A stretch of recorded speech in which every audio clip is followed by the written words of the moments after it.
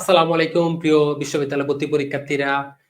আমরা আবারও ফিরে আসছি ইনশাআল্লাহ। আমাদের এইবার আশা করি সমস্যা হবে না। তোমরা সবাই খুব দ্রুত আমার সাথে জয়েন করবে, আমরা ক্লাসটা শুরু করবো ইনশাআল্লাহ।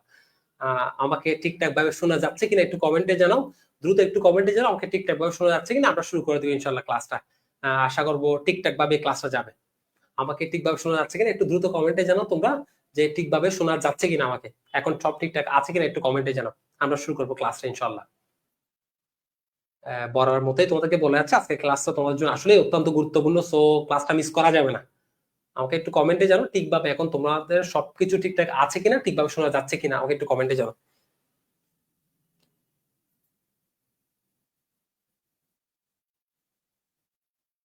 আমাকে একটু কমেন্টে জানো ঠিকভাবে শোনা যাচ্ছে কিনা।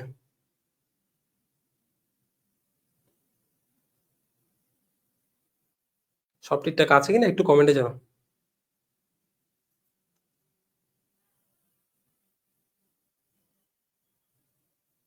আমরা দেখতেছি আমাদের সাথে অনেকেই জয়েন করা শুরু করছে, আমরা আশা করবো খুব দ্রুত বাকিরা আমাদের সাথে জয়েন করবে। আমাকে একটু তোমরা কমেন্টে জানাবা যে ঠিকভাবে শোনা যাচ্ছে কিনা এখন ক্লাসটা।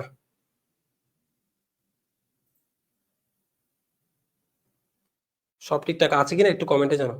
আচ্ছা, আমরা দেখতেছি অনেকে কমেন্ট করতেছেন সব ঠিকঠাক আছে, অল ক্লিয়ার।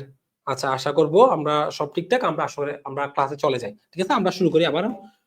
আশা করি সব ঠিকঠাক। আমি তোমাদেরকে বলছিলাম ম্যানেজমেন্ট শব্দটি আসছে কোন শব্দ থেকে? ল্যাটিন শব্দ ম্যানেজিয়ার থেকে। ঠিক আছে, ল্যাটিন শব্দ কোন শব্দ থেকে আসছে? ল্যাটিন বা ইতালি শব্দ ম্যানেজিয়ার থেকে। আর ম্যানেজমেন্ট শব্দের সমার্থক শব্দটা কি বলছি আমরা? টু হ্যান্ডেল বা চালনা করা। টু হ্যান্ডেল বা চালনা করা। ম্যানেজমেন্ট শব্দের সমার্থক শব্দ হচ্ছে টু হ্যান্ডেল বা চালনা করা। আর আমরা জানি ম্যানেজমেন্টের যে সমীকরণটা আছে, ইকুয়েশনটা, সেটা কি? সেটা হচ্ছে ম্যানেজমেন্ট সমান কি? ম্যানেজ যোগ ম্যান যোগ টি। এটা হচ্ছে ম্যানেজমেন্ট শব্দটাকে তিনটা ভাগে ভাগ করছে, আর কিছুই না। ম্যানেজ আর ম্যান আর হচ্ছে টি। তার মানে এটা আমাদের আলাদা করে মুখস্থ করার দরকার নাই। তিনটা ভাগ, এটা হচ্ছে ম্যানেজমেন্টকে তিন ভাগে ভাগ করছে। আর টি বলতে ট্যাক্টফুলি বা ট্যাক্টফুলনেস, তো সকৌশলে। ম্যানেজ ব্যবস্থা করা, ম্যান মানুষকে, টি মানে কি? ট্যাক্টফুলি সকৌশলে। এটাকে আমরা বলতেছি কি? ব্যবস্থাপনা। এটা কে বলেছেন? এটা বলেছেন লরেন্স এপ্লিক। লরেন্স এপ্লিক।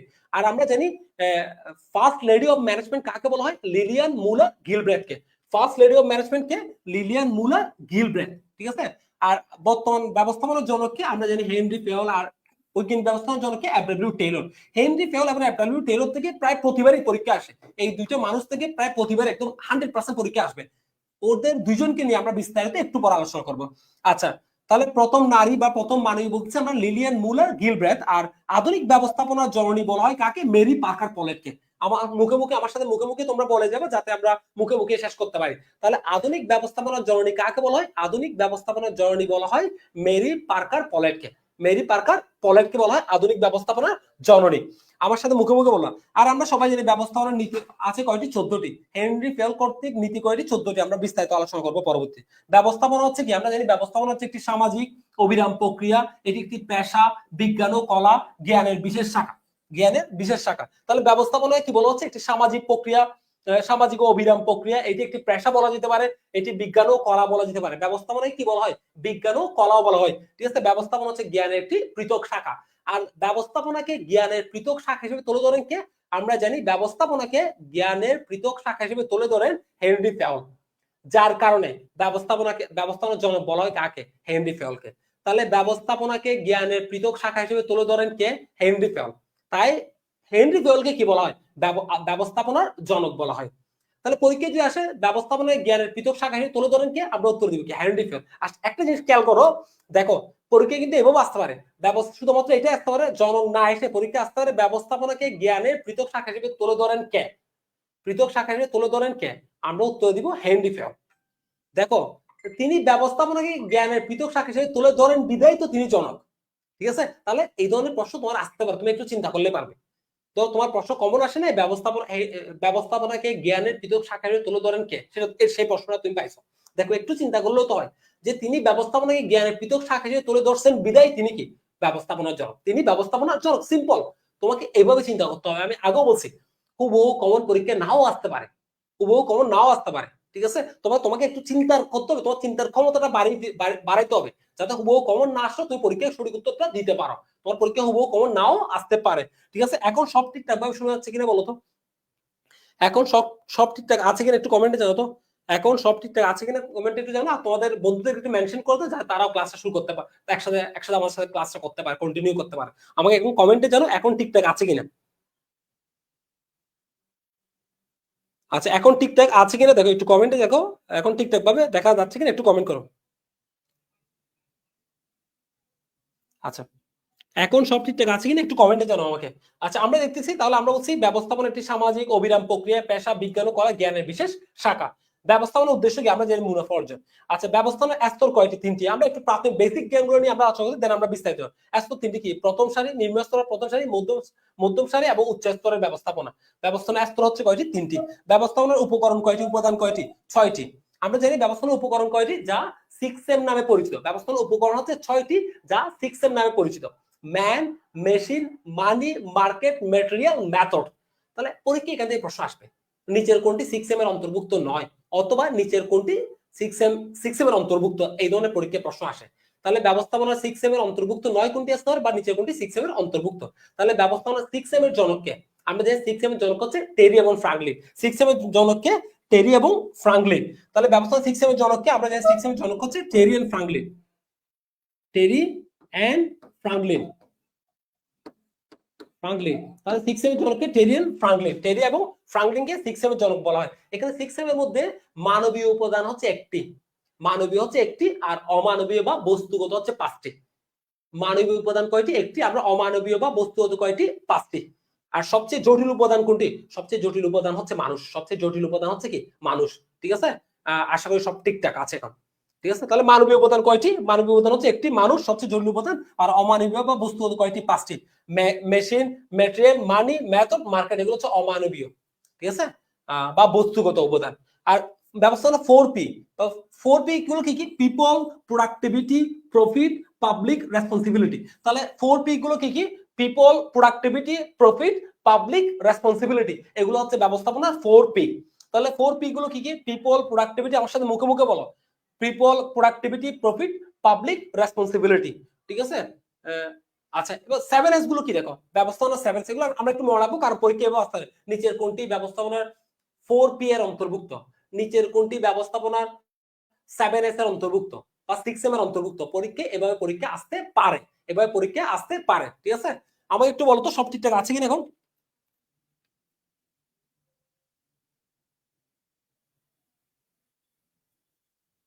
সব ঠিকঠাক আছে কিনা একটু বলো তো আমাকে।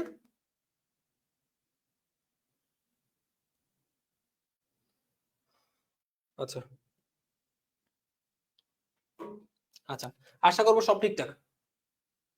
আচ্ছা এবার দেখো 6S গুলো কি? আমরা দেখি structure, strategy, system, staff, skill, style এবং শেয়ার ভ্যালু। ঠিক আছে, তাহলে 7S গুলো কি কি? আমার সাথে মুখে মুখে একটু বলে যাও। Structure, strategy, system, staff, skill, style এবং শেয়ার ভ্যালু। তাহলে এগুলোকে বলা হচ্ছে ব্যবস্থাপনা 7S। 7S আমরা একটু মনে রাখার চেষ্টা করবো। গণতান্ত্রিক ব্যবস্থাপনার উৎপত্তি কোন সভ্যতায়? গ্রিক সভ্যতায়। তাহলে পরীক্ষা যদি আসে কোন সভ্যতাকে গণতান্ত্রিক ব্যবস্থাপনার ভিত্তি বলা হয়, দেখতেছি আমরা এখন কমেন্ট দেখতেছি সবাই ঠিকঠাক করছে। তাহলে কোন নিচের কোনটিকে গণতান্ত্রিক ব্যবস্থাপনার ভিত্তি বলা হয়? আমরা উত্তর দিব গণতান্ত্রিক ব্যবস্থাপনার ভিত্তি বলা হয় গ্রিক সভ্যতাকে। আমরা বলবো গণতান্ত্রিক ব্যবস্থাপনার ভিত্তি বলা হয় কোনটিকে? গ্রিক সভ্যতাকে। ঠিক আছে, আচ্ছা আমরা জানি ব্যবস্থাপনার প্রধান কাজ কয়টি? 7টি। বা যেটি ব্যবস্থাপনা প্রক্রিয়া বলা হয়, ব্যবস্থাপনা প্রক্রিয়া বা প্রধান কাজ কয়টি? 7টি। আমরা প্রক্রিয়াটা মনে রাখার চেষ্টা করবো। আমাদের সাথে এখন অনেকে জয়েন করেনি, আমি আশা করবো তোমরা বাকিদের একটু মেনশন করে দিবে যাতে সবাই মিলে একসাথে ক্লাসটা করতে পারে। ঠিক আছে, ব্যবস্থাপনার প্রক্রিয়া কয়টি? আমরা উত্তর দিব 7টি। এই প্রক্রিয়াটা আমাকে মনে রাখতে হবে। কি কি? পরিকল্পনা, সংগঠন, কর্মী সংস্থান, নির্দেশনা, প্রেষণা, সমন্বয় এবং নিয়ন্ত্রণ। তাহলে ব্যবস্থাপনা প্রক্রিয়া কয়টি? 7টি। বা চক্র কয়টি? 7টি। কি কি? পরিকল্পনা, এরপরে কি আসে? সংগঠন, এরপরে কি আসে? সংগঠনের পরে কর্মী সংস্থান, এরপর কি আসে? নির্দেশনা, এরপরে প্রেষণা, এরপর সমন্বয়, এরপর হচ্ছে নিয়ন্ত্রণ, এরপর কি? নিয়ন্ত্রণ। তাহলে ব্যবস্থাপনা প্রক্রিয়া কয়টি? আমরা উত্তর দিই ব্যবস্থাপনা প্রক্রিয়া হচ্ছে 7টি। প্রথমটি হচ্ছে পরিকল্পনা, সবচেয়ে গুরুত্বপূর্ণ, সকল কাজের ভিত্তি বলা হয়। ঠিক আছে, ব্যবস্থাপনার ভিত্তি বলা হয় কোনটিকে? পরিকল্পনাকে। আর সর্বশেষ কোনটি? নিয়ন্ত্রণ। সর্বশেষ কাজ কোনটি? নিয়ন্ত্রণ। আমরা সেটা মনে রাখবো। ঠিক আছে, এগুলো নিয়ে আমরা একটু পরে বিস্তারিত আলোচনা। প্রথম কাজ পরিকল্পনা, আর শেষ কাজ কি? নিয়ন্ত্রণ। এই প্রক্রিয়াটা আমার মনে রাখতে হবে। Planning, organizing, staffing, directing, motivating, coordinating এবং কন্ট্রোলিং। পরিকল্পনা, সংগঠন, কর্মী সংস্থান, নির্দেশনা, প্রেষণা, সমন্বয় এবং নিয়ন্ত্রণ। ঠিক আছে, আমরা মনে রাখবো ইনশাল্লাহ। আচ্ছা ব্যবস্থাপনা কি আসলে? আমরা বলছিলাম না ব্যবস্থাপনা হচ্ছে কি? প্রতিষ্ঠানের লক্ষ্য অর্জনের জন্য কর্মীদের মাধ্যমে দক্ষতার সাথে কাজ আদায় করে নেওয়াকে আমরা বলি ব্যবস্থাপনা। প্রতিষ্ঠানের লক্ষ্য অর্জনের জন্য কর্মীদের মাধ্যমে দক্ষতার সহিত কাজ আদায় করে নেওয়াটাকে বলা হচ্ছে কি ব্যবস্থাপনা। ঠিক আছে, আমরা সেটা মনে রাখবো, ইম্পর্টেন্ট। আমি আবার বলছি আজকে আমরা সামনে অনেকগুলো গুরুত্বপূর্ণ বিষয় আছে, তোমাদের এই ক্লাসটা অনেক বেশি ইম্পর্টেন্ট। আমি বলছি অনেকগুলো গুরুত্বপূর্ণ বিষয় আসবে, সো সবাইকে একদম 100% মনোযোগ থাকতে হবে, মনোযোগ সহকারে শেষ করতে হবে। এতটুকু পর্যন্ত সবার ক্লিয়ার কিনা বলো? অহেতুক কোনো কমেন্ট করা যাবে না। আমি একজনকে দেখতেছি অহেতুক কমেন্ট করতেছে, ঠিক আছে, অহেতুক কমেন্ট করা যাবে না, বাজে কমেন্ট করা যাবে না এখানে। এটা কর্তৃপক্ষ তখন ব্যবস্থা নিবে তোমার ব্যাপার, ঠিক আছে। সবাই একটু কমেন্টে জানো, সব এতটুকু পর্যন্ত সবার ক্লিয়ার কিনা একটু কমেন্টে জানো, এতটুকু পর্যন্ত সবার ক্লিয়ার কিনা কমেন্টে জানো। আমরা কিন্তু আজকে অনেকগুলো গুরুত্বপূর্ণ বিষয় নিয়ে আলোচনা করবো।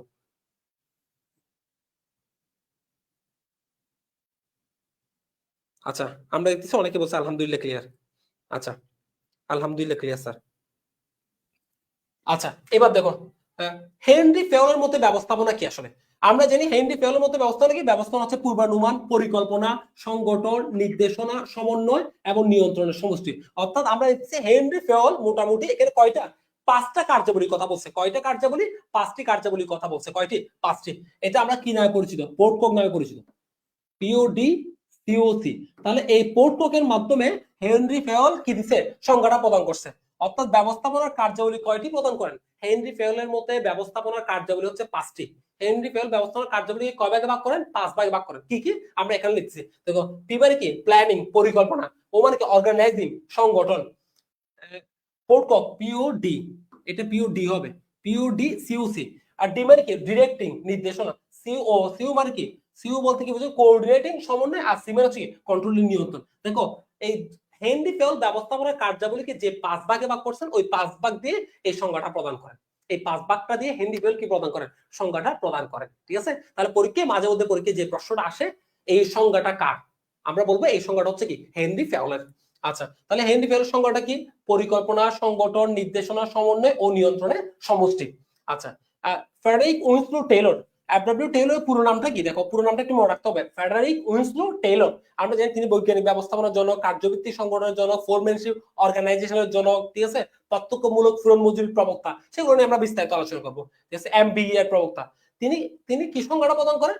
কোনো কিছু জানা এবং সবচেয়ে ভালো ও সহজ উপায়ে সম্পাদন করার কৌশল হচ্ছে ব্যবস্থাপনা। তাহলে এফডব্লিউ টেইলরের মতো পরীক্ষা আসতে পারে, কোনো কিছু জানা এবং সবচেয়ে ভালো ও সহজ উপায়ে সম্পাদন করার কৌশলকে ব্যবস্থাপনা বলে। এটি কে বলেছেন? আমরা উত্তর দিব এটি বলেছেন এফডব্লিউ টেইলর।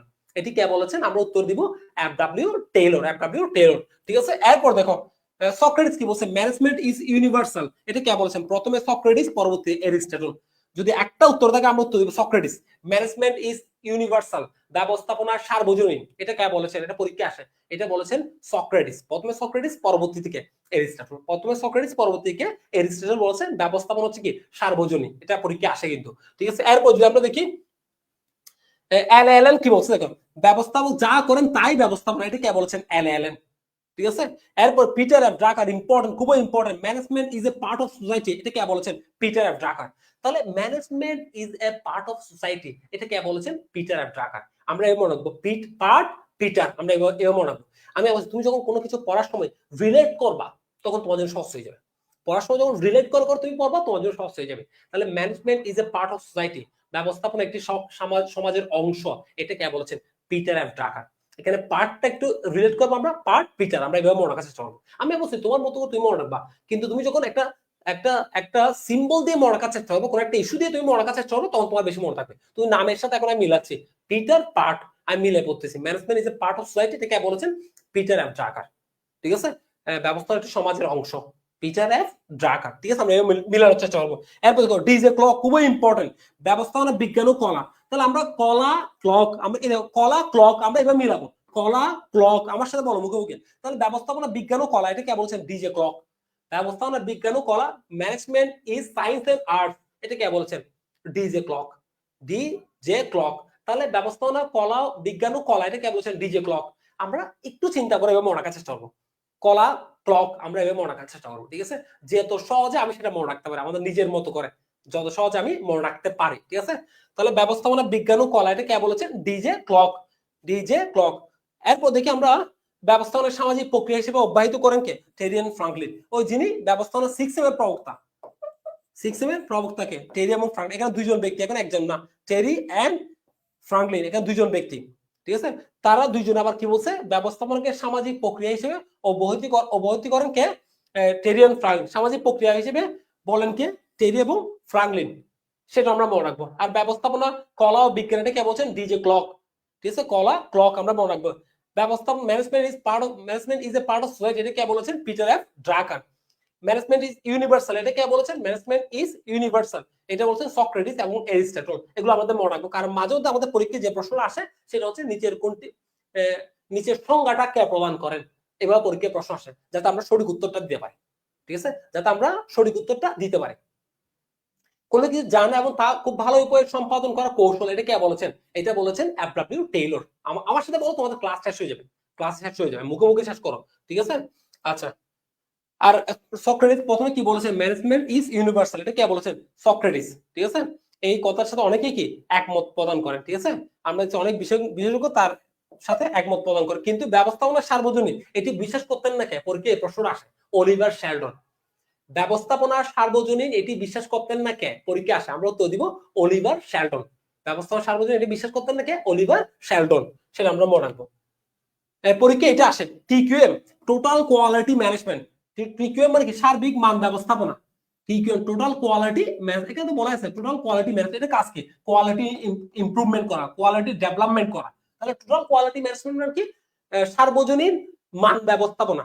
অর্থাৎ এটা কাজ হচ্ছে ক্রমাগত পণ্যের মান উন্নয়ন করার চেষ্টা করা, ক্রমাগত পণ্য এবং ব্যবস্থাপনার মান উন্নয়ন করার চেষ্টাটাকে বলা হচ্ছে কি, total quality management. Total quality management, দেখো যে সকল প্রক্রিয়া পণ্য সেবা ক্রমাগত মান উন্নয়নের চেষ্টা করা হয়, ক্রমাগত মান উন্নয়নের চেষ্টা করা হয়, তাকে বলা হচ্ছে কি সার্বিক মান ব্যবস্থাপনা, টিকিউএম। এটি চালু হয় 1980 সালে যুক্তরাষ্ট্রে, এই ধারণাটা প্রদান করা হয় 1980 সালে। এই ধারণাটা কখন আসে, 1980 সালে, ঠিক আছে। কোথায়, যুক্তরাষ্ট্রে। কোথায় আসে, যুক্তরাষ্ট্রে, টিকিউএম। তাহলে টিকিউএম এর কাজ কি, এখানে বলা হয় টোটাল কোয়ালিটি ম্যানেজমেন্ট, এটা কাজ হচ্ছে ক্রমাগত পণ্য বা সেবার মান উন্নয়ন করা, ক্রমাগত পণ্য বা সেবার মান উন্নয়ন করা, আমরা এতটুকু মনে রাখবো। এটাকে বলা হচ্ছে total quality management, total quality management. আমরা যেমন অনেকগুলো কিওয়ার্ড, এখান থেকে বেসিক প্রশ্নগুলো অনেক সময় আসে, যেমন কোনো কিছু করার যে পারদর্শিতা, করতে পারে যে পারদর্শিতা, তাকে বলা হচ্ছে দক্ষতা। তাহলে কিওয়ার্ড, ছোট ছোট যে কিওয়ার্ড গুলো আছে, এগুলো আমাদের একটু মনে রাখার চেষ্টা করতে হবে, বেসিক গুলো আমাকে ক্লিয়ার করতে হবে। কেন, কারণ বেসিক থেকে অনেক বেশি প্রশ্ন আসছে। আমি আবার তোমাদের যে বইটা আছে সেই বইয়ের পাশাপাশি ইন্টারনেট বইগুলো তুমি একটু একটু দেখবা, কারণ ওই জায়গা থেকেও পরীক্ষা এখন প্রশ্ন আসছে। আর আমরা শেষের দিকে যখন যখন আমরা আরো ক্লাস করবো, বেসিক কোন জায়গাতে একদম স্পেসিফিকলি বল দিব, যে কোন জায়গাতে যখন শেষের দিকে যে তোমাদের যে আলাদাভাবে রাজশাহী এবং জিএসটির জন্য যখন আলাদা ক্লাসে, ওইখানে আলাদা আলাদা যে অংশ থেকে পরীক্ষা প্রশ্ন আসতে পারে, সেই বিষয়গুলো নিয়ে কিন্তু আমি আলাদা আলাদা ক্লাস দিব। আমি রাজশাহীর জন্য শুধুমাত্র রাজশাহী বিশ্ববিদ্যালয়ের জন্য একটা ম্যানেজমেন্ট ম্যারাথন ক্লাস দিব, বুঝছো, জিএসটির জন্য আলাদা একটা ম্যারাথন ম্যানেজমেন্ট ক্লাস দিব। সেখানে আমি বোঝানোর চেষ্টা করবো আসলে কোন জায়গাগুলো থেকে এক্সট্রা প্রশ্ন তোমাকে আলোচনা করতে হবে। ইনশাল্লাহ ওইখানে যা পড়ো ওইখান থেকে ইনশাল্লাহ তোমরা পেয়ে যাবো, সেটা আমার বিশ্বাস, ঠিক আছে। তবে ক্লাসগুলো করতে হবে। আচ্ছা আচ্ছা, এবার দেখো ব্যবস্থাপনা উৎপত্তি ও ক্রমবিকাশ। আমরা দেখতেছি এখানে সভ্যতাগুলো দেওয়া আছে, এগুলো মোটামুটি না দেখলে চলবে। আমরা দেখবো শিল্প বিপ্লবকালীন সময়ে কাদের অবদান ছিল, James Stuart, Adam Smith, Matthew Boulton, James Watt, Robert Owen, Charles Babbage. তারপর শিল্প বিপ্লব পরবর্তী এফডব্লিউ টেইলর, হেনরি ফেল, ওরা হচ্ছে কোন কিসের পরবর্তী, শিল্প বিপ্লব পরবর্তী যাদের অবদান ছিল ব্যবস্থাপনার ক্ষেত্রে, ঠিক আছে। এরপর আধুনিক সভ্যতা হচ্ছে নিউম্যান, কুনসেন, ডোনাল্ড, ঠিক আছে, এসপি রবিন্স, ওরা হচ্ছে কোন যুগে, আধুনিক যুগে যাদের অবদান ছিল। আমরা একটু মনে রাখার চেষ্টা করবো কারা শিল্প বিপ্লবকালীন সময়ে অবদান রাখে ব্যবস্থাপনার ক্ষেত্রে কারা শিল্প বিপ্লব পরবর্তী অবদান রাখেন, এবং কারা আধুনিক যুগে কারা অবদান রাখেন, এই নামগুলো আমরা একটু মনে রাখার চেষ্টা করবো। তাহলে শিল্প বিপ্লবকালীন সময় কারা, আমার সাথে মুখে মুখে বলো, James Stuart, Adam Smith, Matthew Boulton, James watt, আমরা এগুলো নিয়ে আলোচনা করবো, রবার্ট ওয়েন, চার্লস বেবেজ, ঠিক আছে। শিল্প বিপ্লব পরবর্তী কারা, পরীক্ষা আসতে হয় নিচের শিল্প বিপ্লব পরবর্তী কারা অবদান রাখে, আমরা উত্তর দিই এফডব্লিউ টেইলর এবং হেনরি ফেল। এই দুজন থেকে পরীক্ষা আসতে হয়। ওরা কোন কিসের পরবর্তী, শিল্প বিপ্লব পরবর্তী সময় 1850 থেকে 1950। আমরা যে শিল্প বিপ্লব হয় কখন, 1750 থেকে 1850, ইংল্যান্ডে 100 বছর মেয়াদকাল, এটার মেয়াদ কত, 100 বছর। আচ্ছা, শিল্প বিপ্লব হয় কোথায়, ইংল্যান্ডে 1750 থেকে 1850 সালে, ঠিক আছে। এটাকে বলা হচ্ছে শিল্প বিপ্লবকালীন সময় 100 বছর। এক্ষেত্রে অবদান কাদের আমরা মনে রাখবো, James Stuart, Adam Smith, Matthew Boulton, James Watt, Robert Owen, Charles Babbage. আর শিল্প বিপ্লব পরবর্তী টেইলর, হেনরি ফেল, এবং আধুনিক যুগে যাদের অবদান, নিউম্যান, কুনস, ডোনাল্ড, এসপি রবিন্স। তাহলে আমরা এই নামগুলো একটু মনে রাখার চেষ্টা করবো। আমি বলছি এই নামগুলো আমরা একটু মনে রাখার চেষ্টা করবো, কারণ এখান থেকে পরীক্ষা প্রশ্ন আসতে পারে। আমি বলছি ব্যবস্থাপনার প্রথম অধ্যায় থেকে এই প্রশ্নগুলো উত্তর ম্যাক্সিমামে পারবে না। আমি এখন যেগুলো আলোচনা করতেছি এখানে তোমরা যদি একটু মনোযোগ দাও তোমরা পারো, আর বাকিরা পারবে না। আমি আবার বলছি এটা ইম্পর্টেন্ট, কারণ এগুলো কেউ দেখা যায় না তেমন বেশি, কিন্তু এখান থেকে পরীক্ষা প্রশ্ন হয় এবং হবে। ঠিক আছে, আরো সামনে আরো গুরুত্বপূর্ণ কিছু টপিক আসছে, গুরুত্বপূর্ণ, ঠিক আছে, যেখান থেকে পরীক্ষায় সবসময় প্রশ্ন হয়।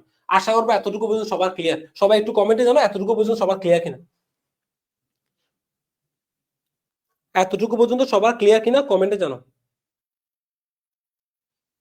একজন লিখে দিছে দা ফিলোসফি অফ ম্যাথস, বইটা অলিভার শেলডন, সেটা আমরা জানি, আমরা বিভিন্ন বইয়ের লেখক কারা সেটা নিয়েও আমরা দেখবো ইনশাআল্লাহ। ঠিক আছে, এতটুকু পর্যন্ত সবার ক্লিয়ার না। আমি আবার তোমাদের একটু মনোযোগ দরকার, আর আমার সাথে মুখে মুখে বলবা, ক্লাসে পড়া শেষ হয়ে যাবে। ঠিক আছে, ইম্পর্টেন্ট। ঠিক আছে, এখান থেকে পরীক্ষা প্রশ্ন আসবেই। ঠিক আছে, এখান থেকে পরীক্ষা আসবে। অনেকে বলছে আলহামদুলিল্লাহ ক্লিয়ার, আলহামদুলিল্লাহ ক্লিয়ার। তাহলে আমরা মনে রাখবো শিল্প বিপ্লবকালীন সময়ে কাদের অবদান ছিল, শিল্প বিপ্লব পরবর্তীতে কাদের অবদান, এবং আধুনিক যুগে কাদের অবদান সবচেয়ে বেশি, কিসে, ব্যবস্থাপনার ক্ষেত্রে, ব্যবস্থাপনার ক্রমবিকাশের ক্ষেত্রে। তাদের নামগুলো আমরা মনে রাখার চেষ্টা করবো ইনশাআল্লাহ। আমরা এবার দেখবো শিল্প বিপ্লবকালীন সময়ে যে 100 বছর, এখানে এই সময় যে যাদের নাম বলছে এই নামগুলো আমরা আবার আসতেছে, মনীষীদের নামগুলো আবার আসছে। দেখো জেমস স্টুয়ার্ট, পরীক্ষা আসতে পারে, ক্ষমতার উৎস তত্ত্বের জনককে। আমার সাথে মুখে মুখে বলবে জেমস স্টুয়ার্ট কত সালে, 1767 সালে। তাহলে পরীক্ষা আসে কি, ক্ষমতার উৎস তত্ত্বের জনককে জেমস স্টুয়ার্ট কত সালে, 1767 সালে ক্ষমতার উৎস তত্ত্বটি আবিষ্কার করেন। আচ্ছা, যে ম্যাথে বোল্টন ও জেমস ওয়াট, পরীক্ষা আসতে পারে, ব্যবস্থাপনায় সর্বপ্রথম বৈজ্ঞানিক চিন্তা ভাবনা প্রয়োগ করে। সর্বপ্রথম ব্যবস্থাপনার বৈজ্ঞানিক চিন্তা ভাবনা প্রয়োগ করেন কে, ম্যাথে বোল্টন ও জেমস ওয়াট। এখানে ম্যাথে বোল্টনের নাম নাও থাকতে পারে, পরীক্ষায় প্রায় সময় আসে জেমস ওয়াট এর নামটা, জেমস ওয়াট। তাহলে সর্বপ্রথম বৈজ্ঞানিক চিন্তা ভাবনা প্রয়োগ করেন ব্যবস্থাপনায়, এটাকে আমরা উত্তর দিব জেমস ওয়াট, অথবা জেমস ওয়াট ও ম্যাথে বোল্টন, দুজন নামও থাকতে পারে, আমরা মনে রাখবো। ঠিক আছে, এবং স্টিম ইঞ্জিন আবিষ্কার করেন, স্টিম ইঞ্জিন আবিষ্কার করেন। তাহলে স্টিম ইঞ্জিন আবিষ্কার করেন কে, আমরা উত্তর দিব জেমস ওয়াট। জেমস ওয়াট নামেই বেশি আসে। ঠিক আছে, স্টিম ইঞ্জিন আবিষ্কার করে তার অবদানটাই বেশি, জেমস ওয়াট। স্টিম ইঞ্জিন কে আবিষ্কার করে, আমরা উত্তর দিব জেমস ওয়াট। ঠিক আছে, আচ্ছা এবার দেখো, তাহলে আমরা বলছি ক্ষমতা উৎস তত্ত্ব কে আবিষ্কার করেন, জেমস স্টুয়ার্ট। সর্বপ্রথম বৈজ্ঞানিক চিন্তা ভাবনা প্রয়োগ করেন কে, ম্যাথে বোল্টন ও জেমস ওয়াট। স্টিম ইঞ্জিন আবিষ্কার করেন কে, আমরা উত্তর দিব জেমস ওয়াট। ঠিক আছে, অ্যাডাম স্মিথ 1776 সালে, তার বিখ্যাত বইয়ের নাম কি, wealth of nation. Wealth of nation গ্রন্থটি কার, আমরা উত্তর দিব অ্যাডাম স্মিথের। ঠিক আছে, শ্রম বিভাগের উপর গুরুত্ব আরোপ করেন কে, শ্রম বিভাগের উপর গুরুত্ব প্রদান করেন কে, অ্যাডাম স্মিথ। শ্রম বিভাগ বা শ্রম বিভাজনের ধারণা দেন কে, এটা পরীক্ষা প্রায় সময় আসে। শ্রম বিভাজন বা শ্রম বিভাগের ধারণা দেন কে, আমরা উত্তর দিব অ্যাডাম স্মিথ। শ্রম বিভাজন বা শ্রম বিভাগের ধারণা কে দেন, অ্যাডাম স্মিথ। ঠিক আছে, আমরা সেটা গুরুত্ব দেন কে, সেটা আমরা উত্তর দিব অ্যাডাম স্মিথ, অ্যাডাম স্মিথ। আর আমরা জানি তাকে লেজিসফেয়ার পলিসির জন্য বলে, লেজিসফেয়ার পলিসির জন্য। অর্থাৎ লেজিসফেয়ার পলিসি মানে কি, অবাধ বাণিজ্য নীতি। লেজিসফেয়ার পলিসি মানে কি, অবাধ বাণিজ্য নীতি। যে বাণিজ্য নীতির ক্ষেত্রে কোনো প্রকার প্রতিবন্ধকতা থাকবে না, যে নীতির ক্ষেত্রে যে নীতির ক্ষেত্রে ব্যবসায়ী, এটি এমন একটা নীতি যে নীতিতে ব্যবসায় কোনো প্রকার ব্যবসা করার ক্ষেত্রে কোনো প্রকার প্রতিবন্ধকতা থাকবে না, কোনো প্রকার বাধা থাকবে না, এটাকে বলা হতো অবাধ বাণিজ্য নীতি বা লেজিসফেয়ার পলিসি বলা হয়। এটির জনককে আমরা উত্তর দিব অ্যাডাম স্মিথ, এটা জনককে অ্যাডাম স্মিথ। আর আমরা জানি তিনি অর্থনৈতিক জনক, আমরা জানি তিনি, আমরা সবাই জানি বৈজ্ঞানিক ব্যবস্থাপনার জনক হচ্ছে ডব্লিউ টেইলর। আর বৈজ্ঞানিক ব্যবস্থাপনার দাদা বলা হয়, গ্র্যান্ডফাদার বলা হয় অ্যাডাম স্মিথকে। তাহলে বৈজ্ঞানিক ব্যবস্থাপনার দাদা বলা হয় কাকে, অ্যাডাম স্মিথকে। দেখো বৈজ্ঞানিক ব্যবস্থাপনার দাদা অ্যাডাম স্মিথ। তাহলে আমার সাথে বলো তার বিখ্যাত গ্রন্থ কি, আমরা দিব ওয়েলথ অফ নেশন। 1776 সালে এটি প্রকাশিত হয়। শ্রম বিভাগ বা শ্রম বিভাজনের ধারণা প্রদান করে প্রথম কে, আমরা উত্তর দিব অ্যাডাম স্মিথ। ঠিক আছে, পরীক্ষা আসতে পারে অবাধ বাণিজ্য নীতি বা লেজিসফেয়ার পলিসির জনককে, আমরা উত্তর দিব অ্যাডাম স্মিথ। বৈজ্ঞানিক ব্যবস্থাপনার দাদা বলা হয় কাকে, আমরা উত্তর দিব অ্যাডাম স্মিথ। অর্থনীতির জনক বলা হয় কাকে, আমরা জানি অ্যাডাম স্মিথ। তাহলে অ্যাডাম স্মিথ থেকে পরীক্ষা প্রশ্ন আসে, আমরা এগুলো মনে রাখার চেষ্টা করবো ইনশাআল্লাহ। আমার সাথে মুখে বলা যায়, আমি অবশ্যই রিভিশন হয়ে যাবে, বাসায় বাসায় কষ্ট করতে হবে না। ঠিক আছে, এবার আসো, চার্লস বেবেজ পরীক্ষা আসে কম্পিউটার আবিষ্কার, ব্যবস্থাপনায় গণিত শাস্ত্র প্রয়োগ করেন, এটা পরীক্ষা আসে। কম্পিউটার জনককে, চার্লস বেবেজ। ব্যবস্থাপনায় প্রথম গণিত শাস্ত্র প্রয়োগ করেন কে, চার্লস বেবেজ। তাহলে ব্যবস্থাপনায় গণিত শাস্ত্র প্রয়োগ করেন কে প্রথম, আমরা উত্তর দিব চার্লস বেবেজ, চার্লস বেবেজ। ঠিক আছে, আমরা সেটা মনে রাখবো। আর কম্পিউটার জনককে আমরা জানি চার্লস বেবেজ। রবার্ট ওয়েন, যাকে আমরা বলছি গত ক্লাসে বলছেন, যাকে সমবায়ের কি বলা হয়, বিশ্বের সমবায়ের জনক বলা হয়, যাকে আধুনিক শ্রমিক কর্মী ব্যবস্থার জনক বলা হয়। তিনি কি ছিলেন, তিনি বস্ত্রশিল্পের ব্যবস্থাপক ছিলেন, তিনি স্কটল্যান্ডের বস্ত্রশিল্পের ব্যবস্থাপক ছিলেন। তার বিখ্যাত বইয়ের নাম কি, a new view of society, a new view of society. এই বইটা কার, রবার্ট ওয়েনের। তাহলে রবার্ট ওয়েন ছিল আধুনিক শ্রমিক কর্মী ব্যবস্থাপনার জনক, ঠিক আছে, আধুনিক শ্রমিক কর্মী ব্যবস্থাপনার জনক, ঠিক আছে, আধুনিক শ্রমিক কর্মী ব্যবস্থাপনার জনক। আর আমরা যদি বলি আমরা কাকে মানব সম্পদ ব্যবস্থাপনার জনক বলা হয়, আধুনিক মানব সম্পদ ব্যবস্থাপনার জনক বলা হয় অ্যালটন মেয়কে। যদি পরীক্ষা আসে আধুনিক মানব সম্পদ ব্যবস্থাপনার জনককে, আমরা উত্তর দিব অ্যালটন মেয়। আধুনিক মানব সম্পদ ব্যবস্থাপনার জনককে অ্যালটন মেয়, আমরা সেটা মনে রাখার চেষ্টা করবো। আধুনিক মানব সম্পদ ব্যবস্থাপনা বা হিউম্যান রিসোর্স ম্যানেজমেন্ট, ঠিক আছে, বা এইচআরএম এর জনককে, এইচআরএম এর জনককে আমরা উত্তর দিব আধুনিক এইচআরএম এর জনক বলা হয় অ্যালটন মেয়কে, অ্যালটন মেয়কে, সেটা নিয়ে আমরা আলোচনা করবো, ঠিক আছে। তাহলে আধুনিক শ্রমিক কর্মী ব্যবস্থার জনককে রবার্ট ওয়েন। তিনি কি ছিলেন? তিনি বস্ত্র শিল্পের ব্যবস্থাপক ছিলেন, আমরা উত্তর দিব স্কটল্যান্ডের বস্ত্র শিল্পের ব্যবস্থা। তার বিখ্যাত বইয়ের নাম কি? A new view of society. Charles Babbage computer জনক ব্যবস্থাপনায় প্রথম গণিতশাস্ত্র প্রয়োগ করেন। Adam Smith wealth of nation গ্রন্থের জনক, শ্রম বিভাগের ধারণা দেন বা শ্রম বিভাগ বা শ্রম বিভাজনের ধারণা দেন, শ্রম উৎপাদনের শ্রম বিভাগের গুরুত্ব আরোপ করেন। তিনি লেজিসফেয়ার পলিসি বা অবাধ বাণিজ্য নীতির জনক বলা হয়। বৈজ্ঞানিক ব্যবস্থাপনার দাদা বলা হয়। স্টিম ইঞ্জিন এবং ব্যবস্থাপনায় প্রথম বৈজ্ঞানিক চিন্তা ভাবনা প্রয়োগ করেন ম্যাথে বোল্টন ও জেমস ওয়াট। মূলত আমরা মনে রাখি এখানে বেশি আর সম্মান হচ্ছে জেমস ওয়াট। আর ক্ষমতা উৎস তত্ত্ব আবিষ্কার করেন কে? James Stewart. এখান থেকে পরীক্ষা প্রশ্ন আসবে, এইটা থেকে পরীক্ষা প্রশ্ন আসবে, আমি আবার বলছি এটা থেকে পরীক্ষা প্রশ্ন আসবে। সবাই ক্লিয়ার কিনা বলো? সবাই 100% ক্লিয়ার কিনা বলো? সবাই ক্লিয়ার কিনা বলো? সবাই ক্লিয়ার কিনা বলো? আমাকে একটু কমেন্টে জানাও ক্লিয়ার কিনা।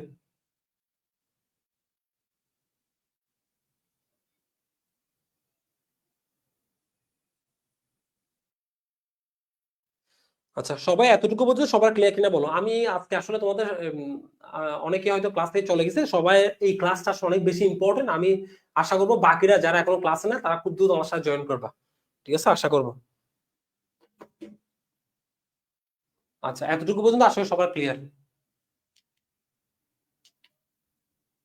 আচ্ছা, আমরা এখন আলোচনা করবো শিল্প বিপ্লব পরবর্তী যুগ 1850 থেকে 1950। এখানে আমরা বলছিলাম কি শিল্প বিপ্লব পরবর্তী যুগে কাদের অবদান বেশি?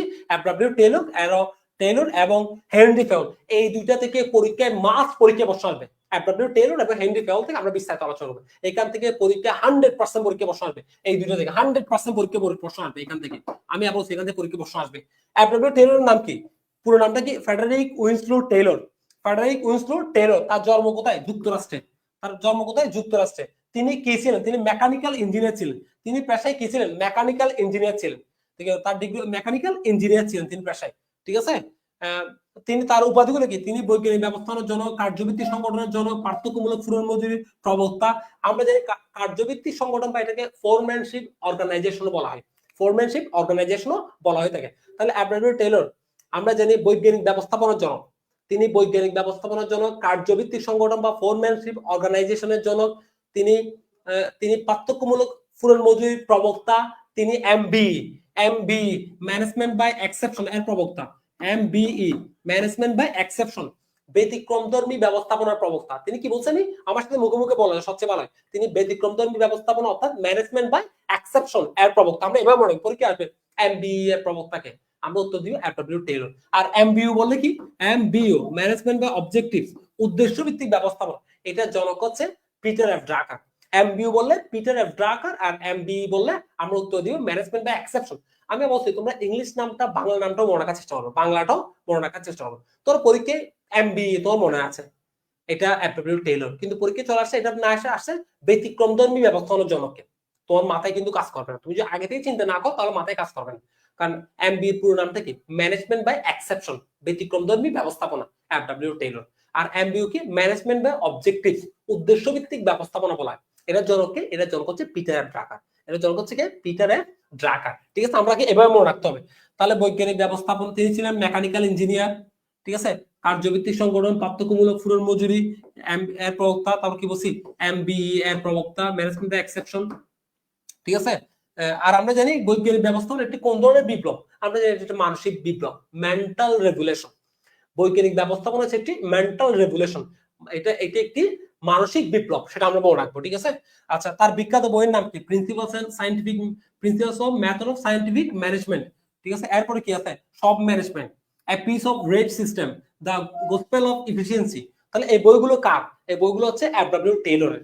আমরা বিখ্যাত বই যে দুটোকে বলি principles and method of scientific management, সব ম্যানেজমেন্ট, অনেক বিখ্যাত দুটি বই। ঠিক আছে। এরপর তো আমরা আরো দেখতেছি the piece of rate system, the gospel of efficiency, এই বইগুলো কার? আমরা উত্তর দিই ডব্লিউ টেলর। তার মধ্যে কি the best management is a true science, best management is a true science, best management is a true science. তিনি শিল্পের কাজকে ভাগ করেন 8 ভাগে, শিল্পের কাজকে কয় ভাগে ভাগ করেন? 8 ভাগে। তিনি নীতি প্রয়োগ করেন কয়টি? বৈজ্ঞানিক ব্যবস্থার নীতি কয়টি? 4টি। বৈজ্ঞানিক ব্যবস্থার নীতি প্রয়োগ করেন কয়টি? 4টি। নীতি দেন কয়টি?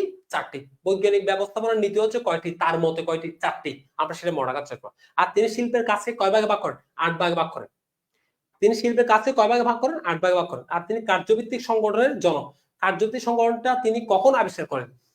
আমরা জানি 1880 সালে। 1880 সালে কার্যভিত্তিক সংগঠনের উৎপত্তি হচ্ছে কত সালে? 1880 সালে। ঠিক আছে। তাহলে আমরা বলছি এফ.ডব্লিউ. টেলরের পুরো নামটা হচ্ছে ফ্রেডারিক উইনস্লো টেলর। তিনি ছিলেন মেকানিক্যাল ইঞ্জিনিয়ার, পরীক্ষা আসতে পারে। তিনি ছিলেন মেকানিক্যাল ইঞ্জিনিয়ার। তাকে বলা হয় বৈজ্ঞানিক ব্যবস্থাপনার জন্য, কার্যভিত্তিক সংগঠন বা ফোরম্যানশিপ অর্গানাইজেশনের জন্য, পার্থক্যমূলক ফুরন মজুরির প্রবক্তা, এমবি এর প্রবক্তা বলা হয়, ম্যানেজমেন্ট বাই এক্সেপশন। তার মধ্যে কি best management is a true science. দেখো best management is a true science, সর্বোত্তম ব্যবস্থাপনা হচ্ছে এক ধরনের বিজ্ঞান। এটা কে বলেছেন? এফ.ডব্লিউ. টেলর। দেখো best management is a true science. ঠিক আছে। তিনি বৈজ্ঞানিক ব্যবস্থার নীতি প্রয়োগ করেন 4টি। তিনি শিল্পের কাজকে কয় ভাগে ভাগ করেন? 8 ভাগে ভাগ করেন। শিল্পের কাজকে 8 ভাগে ভাগ করেন। তার বিখ্যাত বইয়ের নামগুলো আমরা মনে রাখবো। ঠিক আছে। এই বইগুলোর নামগুলো আমরা মনে রাখবো। তাহলে এফ.ডব্লিউ. টেলর সবার ক্লিয়ার কিনা বলো? সবাই কমেন্টে জানাও এফ.ডব্লিউ. টেলর তোমাদের ক্লিয়ার কিনা। আমি যেগুলো বলছি এখান থেকে পরীক্ষা প্রশ্ন আসবে, আমি বলছি এখান থেকে পরীক্ষা অবশ্যই পরীক্ষা প্রশ্ন আসবে। ঠিক আছে, ইম্পর্টেন্ট। সবাই ক্লিয়ার কিনা বলো? সবাই ক্লিয়ার কিনা বলো? আর তোমাদেরকে আমি আবার বলছি, তোমাদেরকে আমি স্পেশাল ভাবে তোমাদের দুইটা ক্লাস নেবে। একটা হচ্ছে শুধুমাত্র গুচ্ছের জন্য, গুচ্ছতে তুমি ম্যানেজমেন্টে কিভাবে একদম প্রস্তুতি সহ বিস্তারিত আলোচনা করবো, কিছু গুরুত্বপূর্ণ কিছু এমসিকিউ আলোচনা করবো। ঠিক আছে। আবার আলাদা ভাবে রাজশাহী বিশ্ববিদ্যালয়ের যে জায়গাগুলোতে আসলে ম্যানেজমেন্টের এমসিকিউ আসে সেই জায়গাগুলো নিয়ে আলাদা করে একটা ক্লাস নেবো ইনশাআল্লাহ। ঠিক আছে। আমাদের ম্যানেজমেন্ট শেষ হওয়ার পরে, বেসিক ক্লাসগুলো শেষ হওয়ার পরে আমি আলাদাভাবে তোমাদেরকে এই দুইটা বিশ্ববিদ্যালয় ভর্তি পরীক্ষার জন্য আলাদা প্রস্তুতি নিয়ে তোমাদেরকে বিস্তারিত আলোচনা করবো। ঠিক আছে।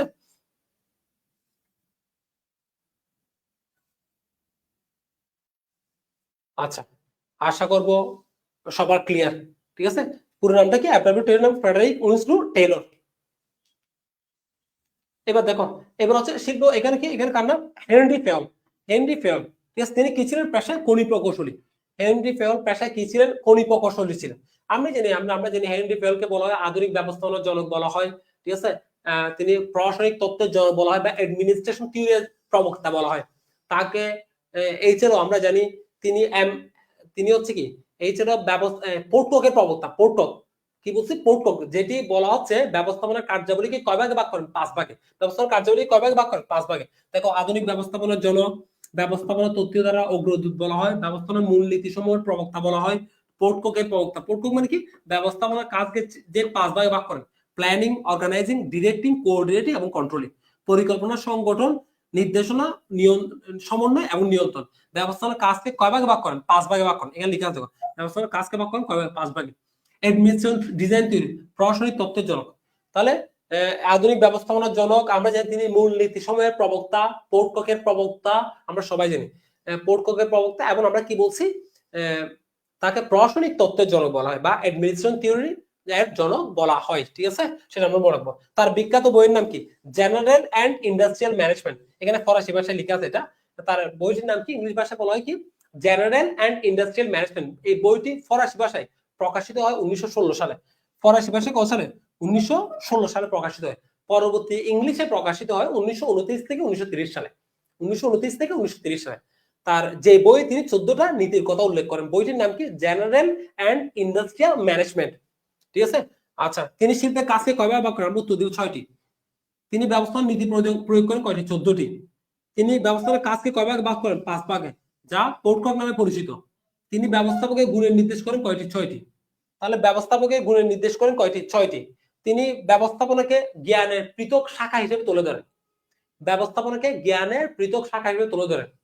তিনি নির্দেশনার ঐক্যের সাথে ক্রমধারা সংরক্ষণকে একই বলে তুলনা করেন। তাহলে নির্দেশনার ঐক্য যে কথা, ক্রমধারা সংরক্ষণ একই কথা, এই কথাটা কে বলেছেন? Henry Fayol. তাহলে নির্দেশনা ঐক্যের সাথে ক্রমধারা সংরক্ষণের তুলনা করেন কে? পরীক্ষা এবার আসবে। নির্দেশনা ঐক্যের সাথে ক্রমধারা সংরক্ষণের তুলনা করেন কে? আমরা উত্তর দিব হেনরি ফেয়ল। নির্দেশনা ঐক্য যে কথা, ক্রমধারা সংরক্ষণ একই কথা, এটি কে বলছে? Henry fail. আমরা মনে রাখার চেষ্টা করবো, ঠিক আছে। আমরা বলছি শিল্পের কাজকে 6 ভাগে ভাগ করেন, ব্যবস্থাপনার নীতি দেন 14টি, ব্যবস্থাপনার কাজকে ভাগ করেন 5 ভাগে, ব্যবস্থাপকের গুণের কথা উল্লেখ করেন কয়টি? 6টি। তার বিখ্যাত বইয়ের নাম কি? জেনারেল অ্যান্ড ইন্ডাস্ট্রিয়াল ম্যানেজমেন্ট, যেখানে 14টা নীতির কথা বলে। বইটি ফরাসি ভাষায় প্রকাশিত 1916 সালে। তিনি পোর্ট ককের প্রবক্তা, এডমিশন ডিজাইন থিওরি বা প্রসারিত তত্ত্বের প্রবক্তা, আধুনিক ব্যবস্থাপনার জনক। তিনি ছিলেন খনি প্রকৌশলী। কি ছিলেন? খনি প্রকৌশলী, ঠিক আছে। আমরা এগুলো মনে রাখার চেষ্টা করবো। তিনি ছিলেন কি? খনি প্রকৌশলী, ঠিক আছে। আশা করি সবার ক্লিয়ার। এগুলো অবশ্যই মনে রাখতে হবে, কারণ এইগুলো থেকে পরীক্ষা 100% পরীক্ষায় প্রশ্ন আসবে। 100% পরীক্ষা এখান থেকে প্রশ্ন আসবে। হেনরি লরেন্স গান্ট, উনি কিসের? টাস্ক এবং বোনাস পরিকল্পনার জনক বা গান্ট চার্টের প্রবক্তা। গান্ট চার্ট আমরা জানি এটা একটি নিয়ন্ত্রণ পদ্ধতি। গান্ট চার্ট এটা একটা নিয়ন্ত্রণ পদ্ধতি। তাহলে টাস্ক ও বোনাস পরিকল্পনা বা গান্ট চার্টের প্রবক্তাকে আমরা উত্তর দিব বা জনককে? Henry Lawrence Gantt. Henry Lawrence Gantt তার নামে এই গান্ট চার্টটা প্রদান করে, ঠিক আছে। আচ্ছা, হ্যারিটন এমারসন তিনি কি বলেছেন? সামরিক অভিজ্ঞতাকে ব্যবস্থাপনা প্রয়োগের পরামর্শ দেন। এগুলো পরীক্ষায় প্রশ্ন আসবে। সামরিক অভিজ্ঞতাকে ব্যবস্থাপনা প্রয়োগের পরামর্শ দেন কে? আমরা উত্তর দিব হ্যারিটন এমারসন। হ্যারিটন এমারসন। তাহলে আমার সাথে বলো, সামরিক অভিজ্ঞতাকে ব্যবস্থাপনায় প্রয়োগের পরামর্শ দেন কে? আমরা উত্তর দিব হ্যারিটন এমারসন। হ্যারিটন এমারসন। আমরা নামগুলো একটু মনে রাখার চেষ্টা করবো। সামরিক অভিজ্ঞতাকে ব্যবস্থাপনা প্রয়োগের পরামর্শ দেন হ্যারিটন এমারসন। এতটুকু পর্যন্ত সবার ক্লিয়ার কিনা বলো? এতটুকু পর্যন্ত সবার ক্লিয়ার কিনা বলো?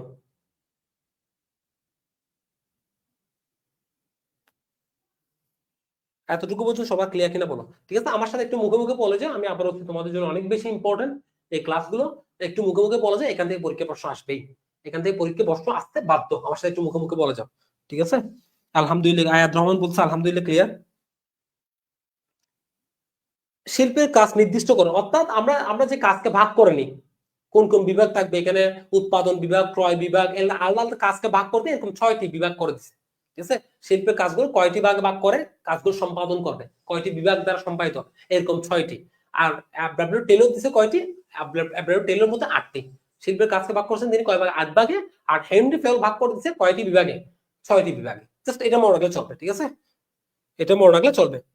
আচ্ছা, ইভা রোদেলা বলতেছে ক্লিয়ার, আলহামদুলিল্লাহ ক্লিয়ার, ঠিক আছে। আমরা দেখতেছি অনেকেই বলছে ক্লিয়ার। আচ্ছা, ভেরি গুড, ভেরি গুড, ঠিক আছে। সামরিক অভিজ্ঞতাকে এতে পরীক্ষা আসতে পারে। সামরিক অভিজ্ঞতাকে ব্যবস্থাপনা প্রয়োগের পরামর্শ দেন কে? হ্যারিটন এমারসন। গান্ট চার্টের উদ্ভাবক কে? Henry Lawrence গান্ট। আমাকে মনে রাখতে হবে। আমরা জানি ব্যবস্থাপনার কার্যাবলী বা চক্র কয়টি? প্রক্রিয়া কয়টি? কার্যাবলী চক্র বা প্রক্রিয়া 7টি। এগুলো ক্রমান্বয়ে মনে রাখতে হবে। পরিকল্পনা পরে কোনটি আসে? সংগঠন। সংগঠনের পরে কোনটি আসে? কর্মী সংস্থান। এরপর নির্দেশনা, এরপরে কি? প্রেষণা, এরপর সমন্বয়, এরপর নিয়ন্ত্রণ। তাহলে এই ক্রমান্বয়টা আমাকে মনে রাখতে হবে। কেন মনে রাখতে হবে? পরীক্ষা বা প্রশ্ন। পরিকল্পনা পরে কোনটি আসে? সংগঠন। এরপর কোনটি আসে? কর্মী সংস্থান। এরপর কোনটি আসে? নির্দেশনা। এরপর কোনটি? সমন্বয়, ঠিক আছে। নির্দেশনা, প্রেষণা, সমন্বয় এবং নিয়ন্ত্রণ। আমাকে ক্রমান্বয়টা মনে রাখতে হবে, ঠিক আছে। ক্রমান্বয়টা অবশ্যই মনে রাখতে হবে। এবার আসি পরিকল্পনা কি? পরিকল্পনা আমরা জানি এখানে আজকে আসলে ক্লাসের সংখ্যাটা কম হওয়ার অন্যতম একটা কারণ আমরা জানি অনেকেই চট্টগ্রাম বিশ্ববিদ্যালয়ে ভর্তি পরীক্ষা দিবে আগামী কালকে, আমরা জানি। যার কারণে অনেকেই রিকোয়েস্ট করছিল যে, অনেকে বলছিল যে ভাইয়া ক্লাসটা পরে করে নিব, ঠিক আছে। অনেকের মনে অনেকেই কালকে পরীক্ষা দিবে, চট্টগ্রাম বিশ্ববিদ্যালয় সি ইউনিটে পরীক্ষা দিবে। আচ্ছা, ওরা বলছে ভাইয়া রেকর্ড ক্লাসটা করে নিব। আচ্ছা, যাই হোক, তোমরা যারা আছো আমার বিশ্বাস তোমরা শেষ পর্যন্ত ক্লাসটা করবে। আমি বলছি এখান থেকে পরীক্ষা 100% পরীক্ষা, অনেকগুলো প্রশ্ন পরীক্ষা আসবে। আমি বলছি অনেকগুলো প্রশ্ন পরীক্ষা আসবে, ক্লাসটা রেখে দিও। তাহলে আমরা দেখি পরিকল্পনা কি। আমরা জানি পরিকল্পনা হচ্ছে সকল কাজের ভিত্তি বলা হয়, প্রথম প্রধান কাজ, সবচেয়ে গুরুত্বপূর্ণ কাজ, ঠিক আছে। ব্যবস্থাপনার ভিত্তি বলা হয়, নিয়ন্ত্রণের ভিত্তি বলা হয়। পরিকল্পনা কি? আমরা খুব সহজ যদি বলি, ভবিষ্যতে কোন কাজটি কখন কিভাবে এবং কার মাধ্যমে করা হবে। ভবিষ্যতে কোন কাজটি কখন কিভাবে এবং কার মাধ্যমে করা, তার একটা নকশা তৈরি করাকে পরিকল্পনা বলে। তারপর এরপর আসে কি? সংগঠন। সংগঠন কি? সংগঠন বলতে আমরা বুঝি সংগঠন হচ্ছে কিছু লোকের সমষ্টি যারা ব্যবস্থাপনার সকল উপকরণকে একত্রিত করে। ব্যবস্থাপনার সকল উপকরণ যে 6M কে একত্রিত করে এবং কাজের উপযোগী করে তোলে।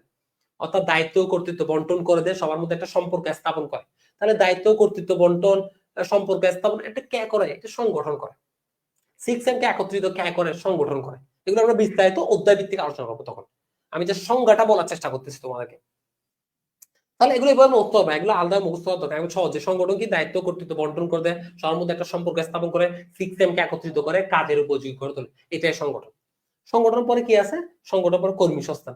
আমরা জানি কর্মী সংস্থান কি? কর্মী সংগ্রহ থেকে শুরু করে কর্মী নির্বাচন, কর্মী নিয়োগ, কর্মীদের প্রশিক্ষণ সহ যাবতীয় উন্নয়নমূলক কার্যক্রমকে কর্মী সংস্থান বলে। আমরা সবাই জানি কর্মী সংস্থানের পরে কি আসে? কর্মী সংস্থানের পর আসে নির্দেশনা। নির্দেশনা বলতে কি বুঝে?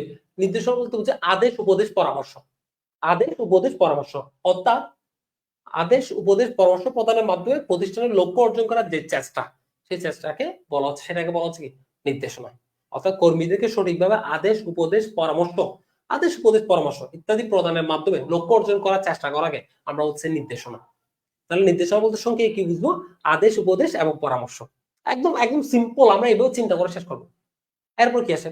প্রেষণা। প্রেষণা মানে কি? আমরা জানি প্রেষণা মানে হচ্ছে কর্মীদেরকে আর্থিক এবং অনার্থিক সহযোগিতা প্রদানের মাধ্যমে কাজের প্রতি উৎসাহিত করা, অনুপ্রাণিত করা, এটা হচ্ছে প্রেষণা, মানে মোটিভেটেড করা। তাহলে আর্থিক এবং অনার্থিক সুযোগ সুবিধা প্রদানের মাধ্যমে কাজের প্রতি কি করা? উৎসাহিত করা, অনুপ্রাণিত করা, এটা হচ্ছে কি? প্রেষণা। প্রেষণার পরে কি আছে? প্রেষণার পরে আছে আমরা জানি সমন্বয়। সমন্বয় মানে কি? একটি প্রতিষ্ঠানের সমন্বয় মানে কি? আমরা জানি কোঅর্ডিনেশন, একটা শৃঙ্খলা তৈরি করা, সামঞ্জস্যতা তৈরি করা।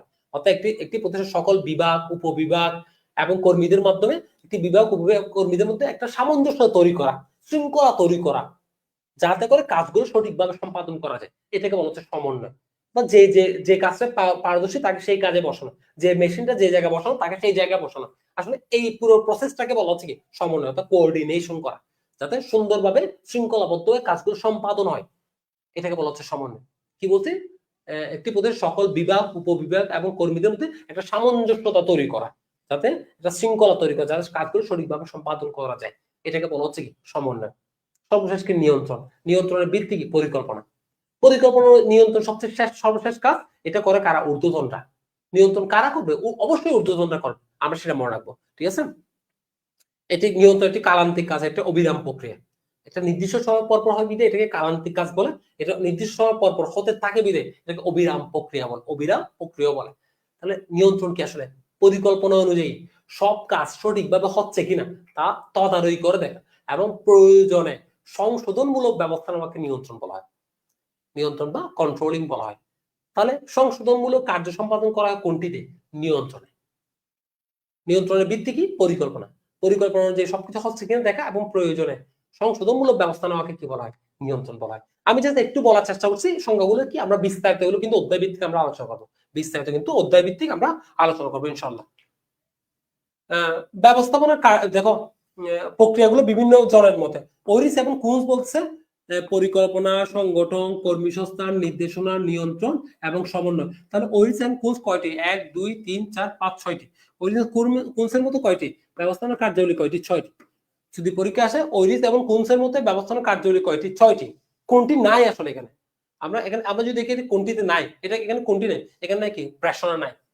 তাহলে ওরিস এবং কুন্সের মধ্যে ব্যবস্থাপনা কার্যালয়ের মধ্যে নাই কোনটি? আমরা উত্তর দিব প্রেষণা। বাকি সবগুলো আছে, পরিকল্পনা, সংগঠন, কর্মসংস্থান, নির্দেশনা, নিয়ন্ত্রণ ও সমন্বয়, সবগুলোই আছে। আর হেনরি ফেওলের মধ্যে ব্যবস্থাপনা কার্যাবলী কয়টি? আমরা জানি 5টি। কয়টি? 5টি। যেটি পোর্টকক নামে পরিচিত। কি নামে পরিচিত? পোর্টকক, PODCOC, পোর্টকক নামে পরিচিত। তার আবার এখানে কি কি? পরিকল্পনা, সংগঠন, নির্দেশনা, সমন্বয়, নিয়ন্ত্রণ। নাই কোনটি কোনটি? এখানে নাই হেনরি ফেওলের মতো নাই কোনটি কোনটি? প্রেষণা এবং কর্মী সংস্থান। প্রেষণা এবং কি? কর্মী সংস্থান। ঠিক আছে? প্রেষণা এবং কর্মী সংস্থান। আচ্ছা, সরাসরি এই দুইটা নাই। আচ্ছা, এরপর আছে অ্যালগোলিক। অ্যালগোলিকের মধ্যে অ্যালগোলিক কিসের প্রবক্তা? পোস্ট-ডিকপ। পোস্ট-ডিকপ। পোস্ট-ডিকপ মানে কি? পি মানে প্ল্যানিং, ও মানে অর্গানাইজিং, এস মানে স্টাফিং, ডি মানে ডিরেক্টিং, কো মানে কোঅর্ডিনেটিং, আর মানে রিপোর্টিং। রিপোর্টিং মানে হচ্ছে প্রতিবেদন তৈরি করা। ঠিক আছে? আর বি মানে হচ্ছে বাজেটিং। আমরা জানি পরিকল্পনা সংখ্যাত্মক প্রকাশকে কি বলে? বাজেট বলে। আর এখানে বি বলতে কি বোঝাচ্ছে? বাজেটিং। তাহলে পোস্ট-ডিকপের প্রবক্তাকে লুথার অ্যালগোলিক। কয়টি? 1 2 3 4 5 6 7। তার মধ্যে কয়টি? 7টি। তার মধ্যে কয়টি? 7টি। কি কি? Planning, organizing, staffing, directing, coordinating, reporting এবং বাজেটিং। ঠিক আছে? ব্যবস্থাপনার কার্যাবলী কয় ভাগ করেন? 7 ভাগে ভাগ করে। এটাকে কি বলা হচ্ছে? পোস্ট-ডিকপ। তাহলে পোস্ট-ডিকপ বলে আমরা দিব লুথার অ্যালগোলিক, পোর্টকক বলে আমরা কি দিব? হেনরি ফেওল। ঠিক আছে? এরপর বাকি দুইটা দেখো, ওরা এগুলো একটু দেখে নিবে। আর্নেস্ট ড্যাল কি বলছে, হিক্স ও গুলেট কি বলছে, এগুলো একটু আমরা দেখে নিব। ঠিক আছে? তবে এই প্রথম তিনটা বেশি গুরুত্বপূর্ণ, এই প্রথম তিনটা বেশি গুরুত্বপূর্ণ। ঠিক আছে? ওরিসেন কুন 6 ভাগে ভাগ করেন, হেনরি ফেল 5 ভাগে ভাগ করেন, লুথার অ্যালগোরিক পোলট্রিগ্রাফ বা এটাকে 7 ভাগে ভাগ করেন। সিউমারি কোঅর্ডিনেটিং আর আরবানি রিপোর্টিং, বি মানে হচ্ছে কি বাজেটিং। আমরা সেটা মনে রাখার চেষ্টা করবো ইনশাআল্লাহ। ঠিক আছে, এখান থেকে পরীক্ষা প্রশ্ন আসবে। তাহলে ব্যবস্থাপনা কার্যকরী 7টি। প্রথম কাজ কি? পরিকল্পনা। শেষ কাজ কি? নিয়ন্ত্রণ। আমরা জানি পরিকল্পনা নিয়ন্ত্রণের মধ্যে সেতু বন্ধন তৈরি করে কে? নির্দেশনা। ঠিক আছে, পরিকল্পনা এবং নিয়ন্ত্রণের মধ্যে দেখো সেতু বন্ধন বা ব্রিজ মেকার তৈরি হিসেবে কাজ করেন কে? নির্দেশন। দেখো আমরা প্রথম কাজ কি আমরা জানি? পরিকল্পনা। শেষ কাজ কি? নিয়ন্ত্রণ।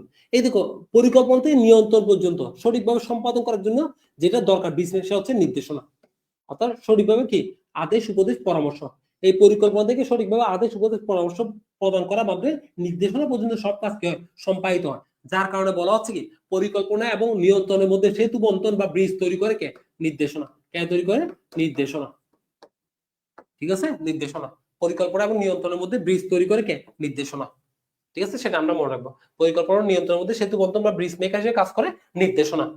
ঠিক আছে, প্রথম কাজ পরিকল্পনা, শেষ কাজ নিয়ন্ত্রণ, সেটা আমরা মনে রাখবো। ঠিক আছে, আচ্ছা সবাই এতটুকু পর্যন্ত 100% ক্লিয়ার কিনা বল? সবাই এতটুকু পর্যন্ত 100% ক্লিয়ার কিনা বল? আমি বলছি এখানে প্রত্যেকটা টপিকস ইম্পর্টেন্ট, কারণ এখান থেকে পরীক্ষা আসবে। আমি এখন থেকে বলেছি তোমরা এখান থেকে পরীক্ষা প্রশ্ন পাবেই 100%। সবাই আমাকে বলো একদম 100% ক্লিয়ার কিনা। এতটুকু পর্যন্ত সবার 100% ক্লিয়ার কিনা বল, কমেন্টে জানো। সবাই কমেন্টে জানো 100% ক্লিয়ার কিনা।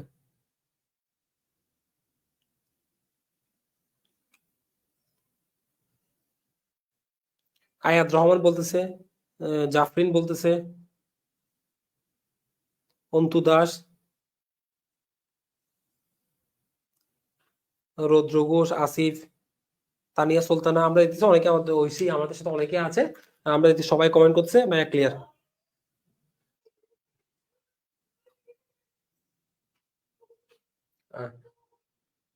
আলহামদুলিল্লাহ ক্লিয়ার। আমি আবার বলছি এই অধ্যায় থেকে তোমাদের প্রশ্ন আসবে, এবার পরীক্ষা প্রশ্ন আসবে এই টপিক গুলো থেকে। ঠিক আছে, আলহামদুলিল্লাহ ক্লিয়ার। তাহলে আমরা এগুলো একটু মনে রাখার চেষ্টা করবো ইনশাল্লাহ।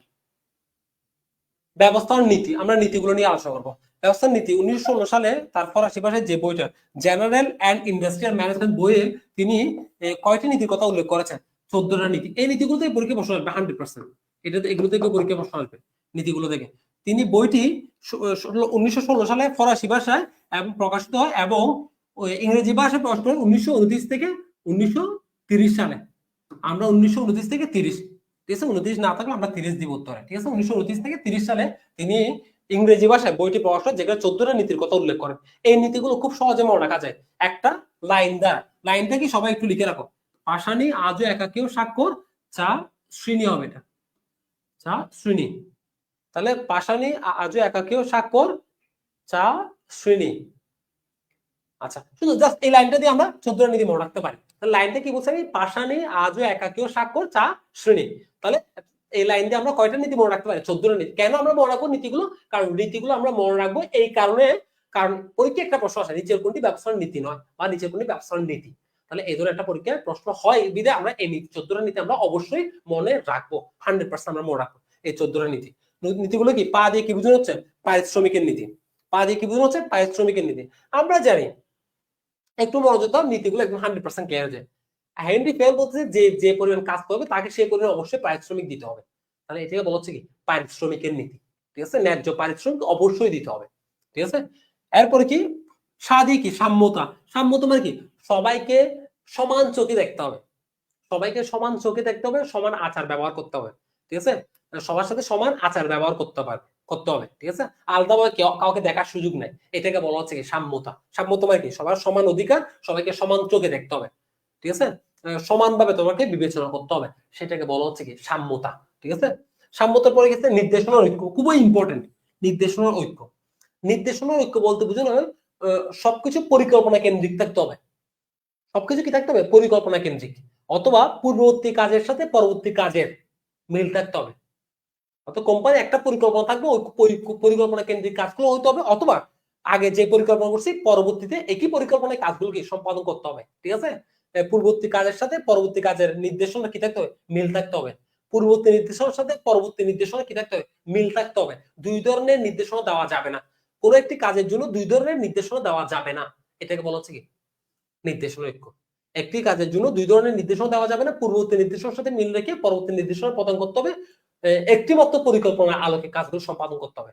অর্থাৎ যেটি কোম্পানির সবচেয়ে গুরুত্বপূর্ণ পরিকল্পনা, সেই পরিকল্পনার আলোকে কাজগুলো সম্পাদন করতে হবে। এটাকে বলা হচ্ছে নির্দেশনা ঐক্য। নির্দেশনা ঐক্য বলা হচ্ছে। যেমন আমাকে যদি বলা হয়, আমি আমি ধরো উৎপাদন ব্যবস্থাপক, আমাকে বলা হচ্ছে এটা বেস্ট কোয়ালিটির একটা প্রোডাক্ট তৈরি করার জন্য, কম খরচে, তাহলে সেটা হচ্ছে কি নির্দেশনা ঐক্যের বিপরীত। কম খরচে বেস্ট কোয়ালিটি সম্ভব না, ঠিক আছে? এটা এটা কাজের সাথে কথা কিনে মিল নেয়। তাহলে আমাকে বলা হইতে হবে সবচেয়ে ভালো কোয়ালিটি, সবচেয়ে বেশি খরচ হলে সমস্যা নেই। এটাকে আমরা বলছি কি নির্দেশনা ঐক্য। অর্থাৎ পরিকল্পনার মোতাবেক হতে, অর্থাৎ পূর্ববর্তী নির্দেশনার সাথে মিল রেখে পরবর্তী নির্দেশনা মিল থাকতে হবে। আমাকে পূর্ববর্তী নির্দেশনা দিচ্ছে সবচেয়ে বেস্ট কোয়ালিটি, পরবর্তী নির্দেশনা দিচ্ছে কম খরচ, তাহলে মিল নেয়। তাহলে মিল নেয়, কম খরচ তো বেস্ট কোয়ালিটি সম্ভব না, ঠিক আছে? না, তাহলে দেখো, তাহলে আমরা বলছি পূর্ববর্তী নির্দেশনার সাথে অবশ্যই পরবর্তী নির্দেশনা মিল থাকতে হবে, ঠিক আছে? আগে যেভাবে নির্দেশনা দিচ্ছে পরবর্তী ঠিক একই নির্দেশনা দিতে হবে। এটাকে বলা হচ্ছে নির্দেশনা ঐক্য। দুই ধরনের কোনো কাজের জন্য দুই ধরনের নির্দেশনা দেওয়া যাবে না, এটাকে বলা হচ্ছে নির্দেশনার ঐক্য। আশা করি ক্লিয়ার। মূলত একটা পরিকল্পনা কেন্দ্রিক হইতে হবে। আদেশের ঐক্য। আদেশের ঐক্য মানে কি প্রত্যেকের একজন বস থাকবে। প্রত্যেকের কয়জন বস থাকবে? একজন বস থাকবে।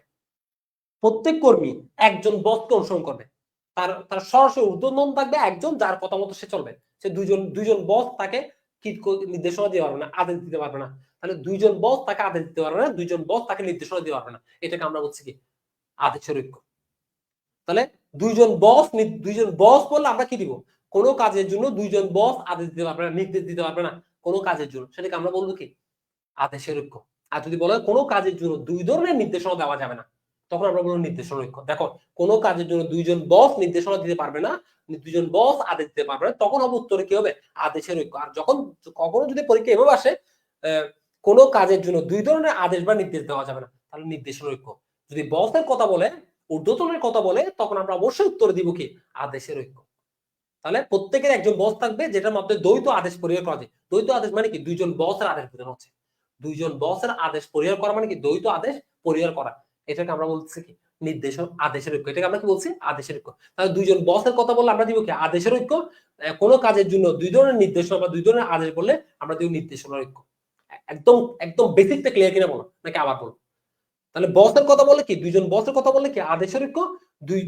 কোনো কাজের জন্য দুইটি নির্দেশনার কথা বললে, দুটি আদেশের কথা বললে আমরা উত্তর দিব কি নির্দেশনার ঐক্য। সবার ক্লিয়ার কিনা বলো? কারণ আদেশের ঐক্যের প্রথম প্রধান বক্তব্য হচ্ছে প্রত্যেকেরই একজন মাত্র বস থাকবে। প্রত্যেকেরই একজন মাত্র বস থাকবে, সে যে তাকে কি করবে আদেশ বা নির্দেশনা প্রদান করবে। সবার ক্লিয়ার কিনা বলো? এতটুকু পর্যন্ত সবার 100% ক্লিয়ার কিনা বলো?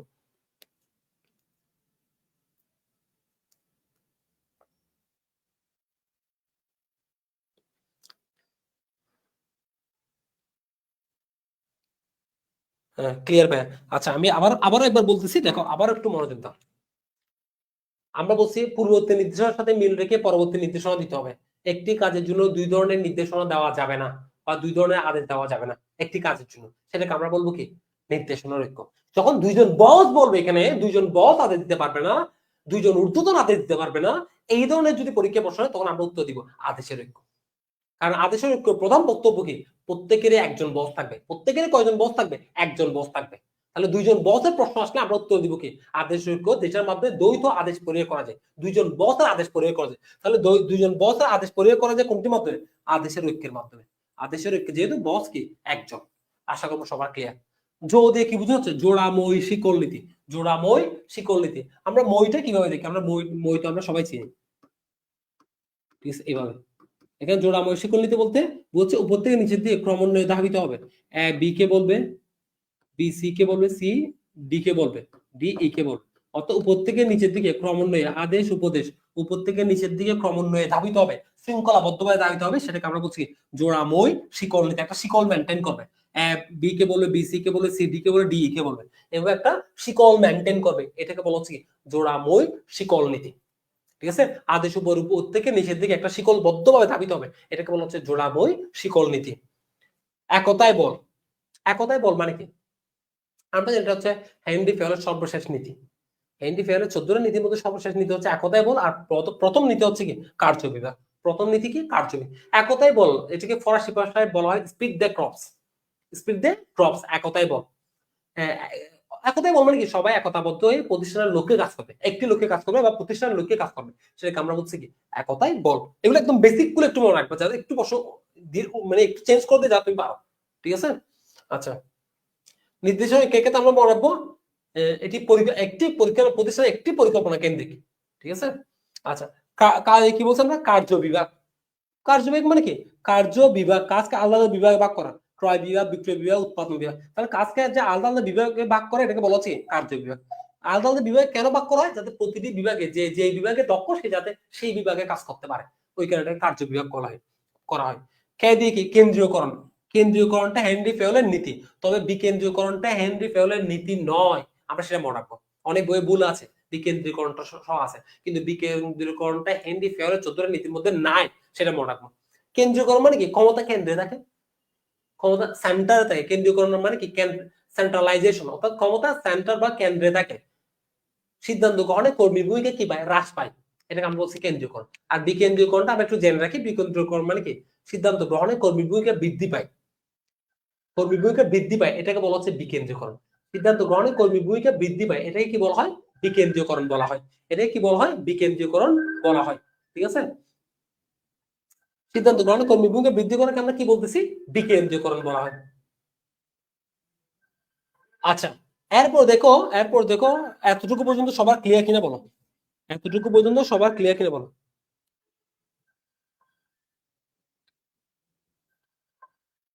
এতটুকু পর্যন্ত সবার ক্লিয়ার কিনা একটু কমেন্টে জানো, এতটুকু পর্যন্ত সবার ক্লিয়ার কিনা কমেন্টে জানো,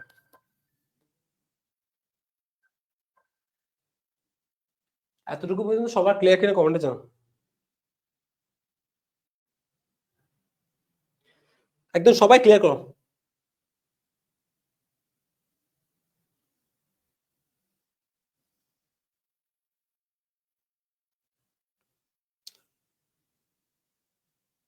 আচ্ছা, আশা করি ক্লিয়ার, সবার ক্লিয়ার। আমি সবাই একটু মনোযোগ দরকার, সবার মনোযোগ দরকার, সবার মনোযোগ দরকার। আশা করবো সবার ক্লিয়ার, আশা করবো সবার ক্লিয়ার। আচ্ছা, আমি একটু মনোযোগ দিলে তোমরা একদম 100% ক্লিয়ার হয়ে যাবে, একদম কোনো এখানে একদম একদম সহজ হয়ে পানির মতো ক্লিয়ার হয়ে যাবে, ঠিক আছে।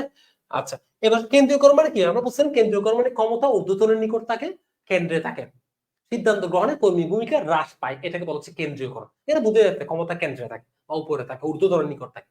আর বিকেন্দ্রীয়করণ মানে সিদ্ধান্ত গ্রহণে কর্মী ভূমিকা হ্রাস পাওয়াকে, সরি বিকেন্দ্রীয় মানে কি, বৃদ্ধি পাবে।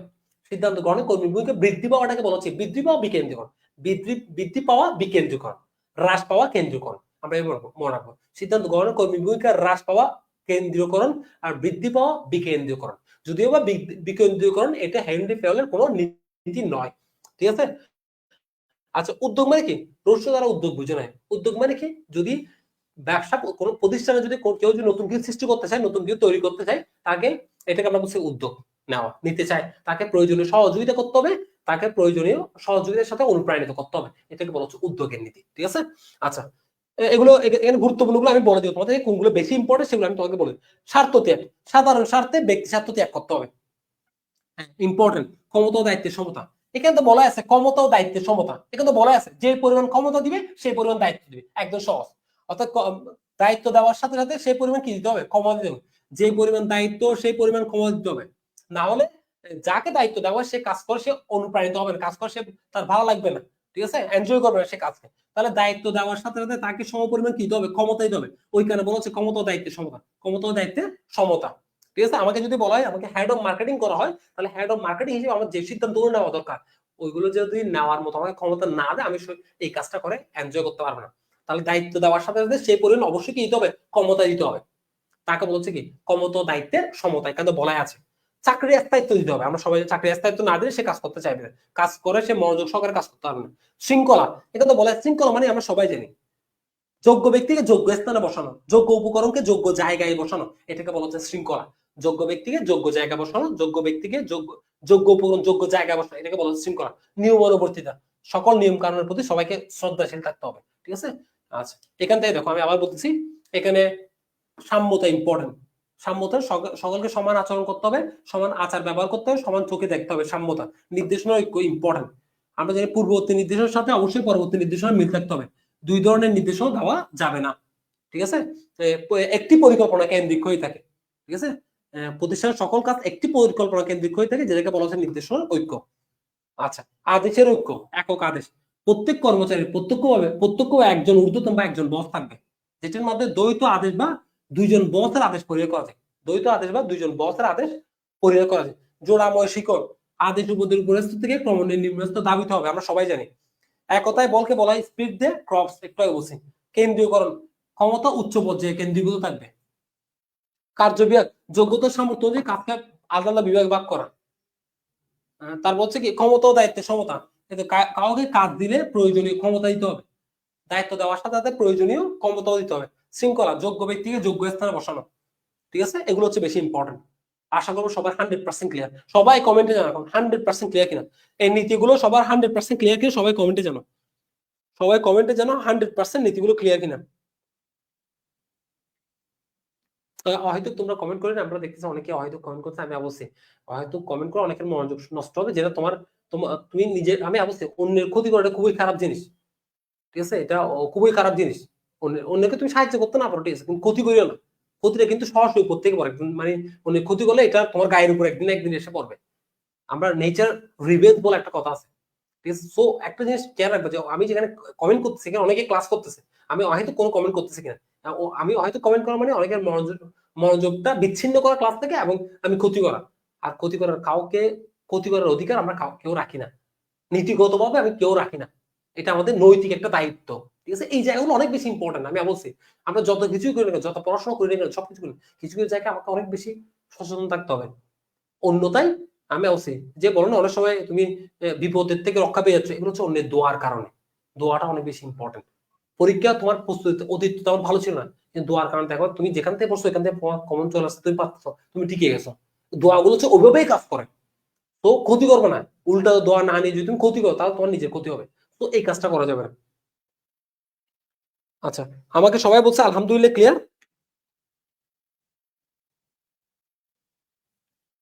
আশা করি আমরা, আমার মনে হয় যারা ক্লাসে মনোযোগী ছিল তাদের এখানে কোনো ঘাটতি আর কথা নেই। নীতিগুলো একদম বেসিক জিনিসগুলো মনে থাকলে আমি পরীক্ষা পাবো, একটু চেঞ্জ করে দিলে আমি পরীক্ষা পাবো ইনশাল্লাহ।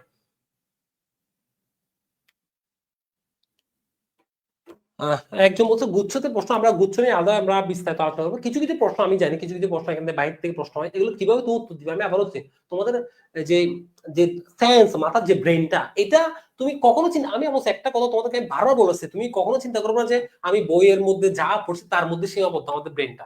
না, তার মধ্যে সীমাবদ্ধ না। তুমি যে একটু চিন্তা করে যখন তুমি প্রশ্নটা পড়ো, প্রশ্ন পরে কি বলতে চাচ্ছে এটা চিন্তা করো, এরপর প্রশ্ন অপশন গুলো পরপর চিন্তা করো যে প্রশ্ন যা বলাচ্ছে তার চেয়ে কোনটা যাচ্ছে, একটু বেসিকটা দিয়ে মাথায় চিন্তা, খুব ও প্রশ্ন করো কমন পাবো, ও প্রশ্ন এমন চিন্তা করো তুমি পরীক্ষা টিকবে না। আমি আবার বলছি, আগেও বলছি এখনো বলছি, কেউ যদি চিন্তা করো যে আমি হুবহু কমন পেয়ে যাও সবকিছু, আমি তুমি টিকবে না। তুমি টিকবে না, এটাই বলেছি। তুমি যদি চিন্তা করো আমি পরীক্ষা হলে যাবো হুবহু কমন পাবো, আমি এখন বলছি তুমি টিকবে না। এটা 100% আমি দেখে আসছি।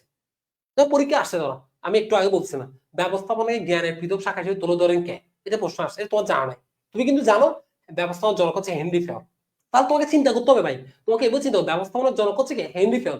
ব্যবস্থাপনা, ব্যবস্থাপনায় জ্ঞানের পৃথক শাখা হিসেবে তিনি তুলে ধরছেন বিদে, পৃথক একটা শাখা হিসেবে তিনি তুলে ধরতে পারছেন বিদে, তো তিনি জনক। তাহলে এটা উত্তরটা কি হেনরি ফেয়র। তোমাকে এইভাবে চিন্তা করতে হবে ভাই।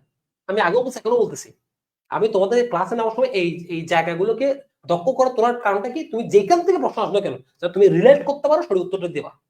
আমি আবার বলছি, আমি হয়তো তোমাদেরকে এখানে মুখস্থ করাবো না, বইতে পড়বো, তুমি নিজে মুখস্থ করতে পারো। আমি তোমাদেরকে রিয়েলাইজ করার চেষ্টা করতেছি যে কোন জায়গাগুলো তুমি কিভাবে বুঝবা, কিভাবে চিন্তা করবা।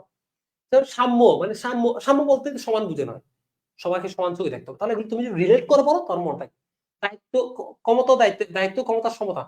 ঠিক আছে, ক্ষমতা ও দায়িত্বের সমতা, সরি, ক্ষমতা ও দায়িত্বের সমতা। তাহলে এখানে বলাই আছে ক্ষমতা এবং দায়িত্বের মধ্যে সমতা, মানে ভারসাম্য থাকতে হবে। তার মানে যে পরিমাণ ক্ষমতা দিয়ে দায়িত্ব দিতে হবে, যে পরিমাণ দায়িত্ব দিতে হবে সেই পরিমাণ ক্ষমতা দিতে হবে। দেখো সবগুলোতে কিন্তু কিওয়ার্ডের মধ্যে তো অনেকটা একটু চিন্তা করলে তুমি তুমি পারবা, কিওয়ার্ড গুলো চিন্তা করো। ঠিক আছে, শৃঙ্খলা মানে কি, আমি যদি যে যে কাজটা পারবে না তাকে যদি ওই কাজটা দিই, এই কাজ শৃঙ্খলা থাকবে, থাকবে না। যে উপকরণটা যেই জায়গায় থাকা উচিত ছিল, যে মেশিনটা যে জায়গায় থাকা উচিত ওই জায়গায় না থাকলে শৃঙ্খলা থাকবে না।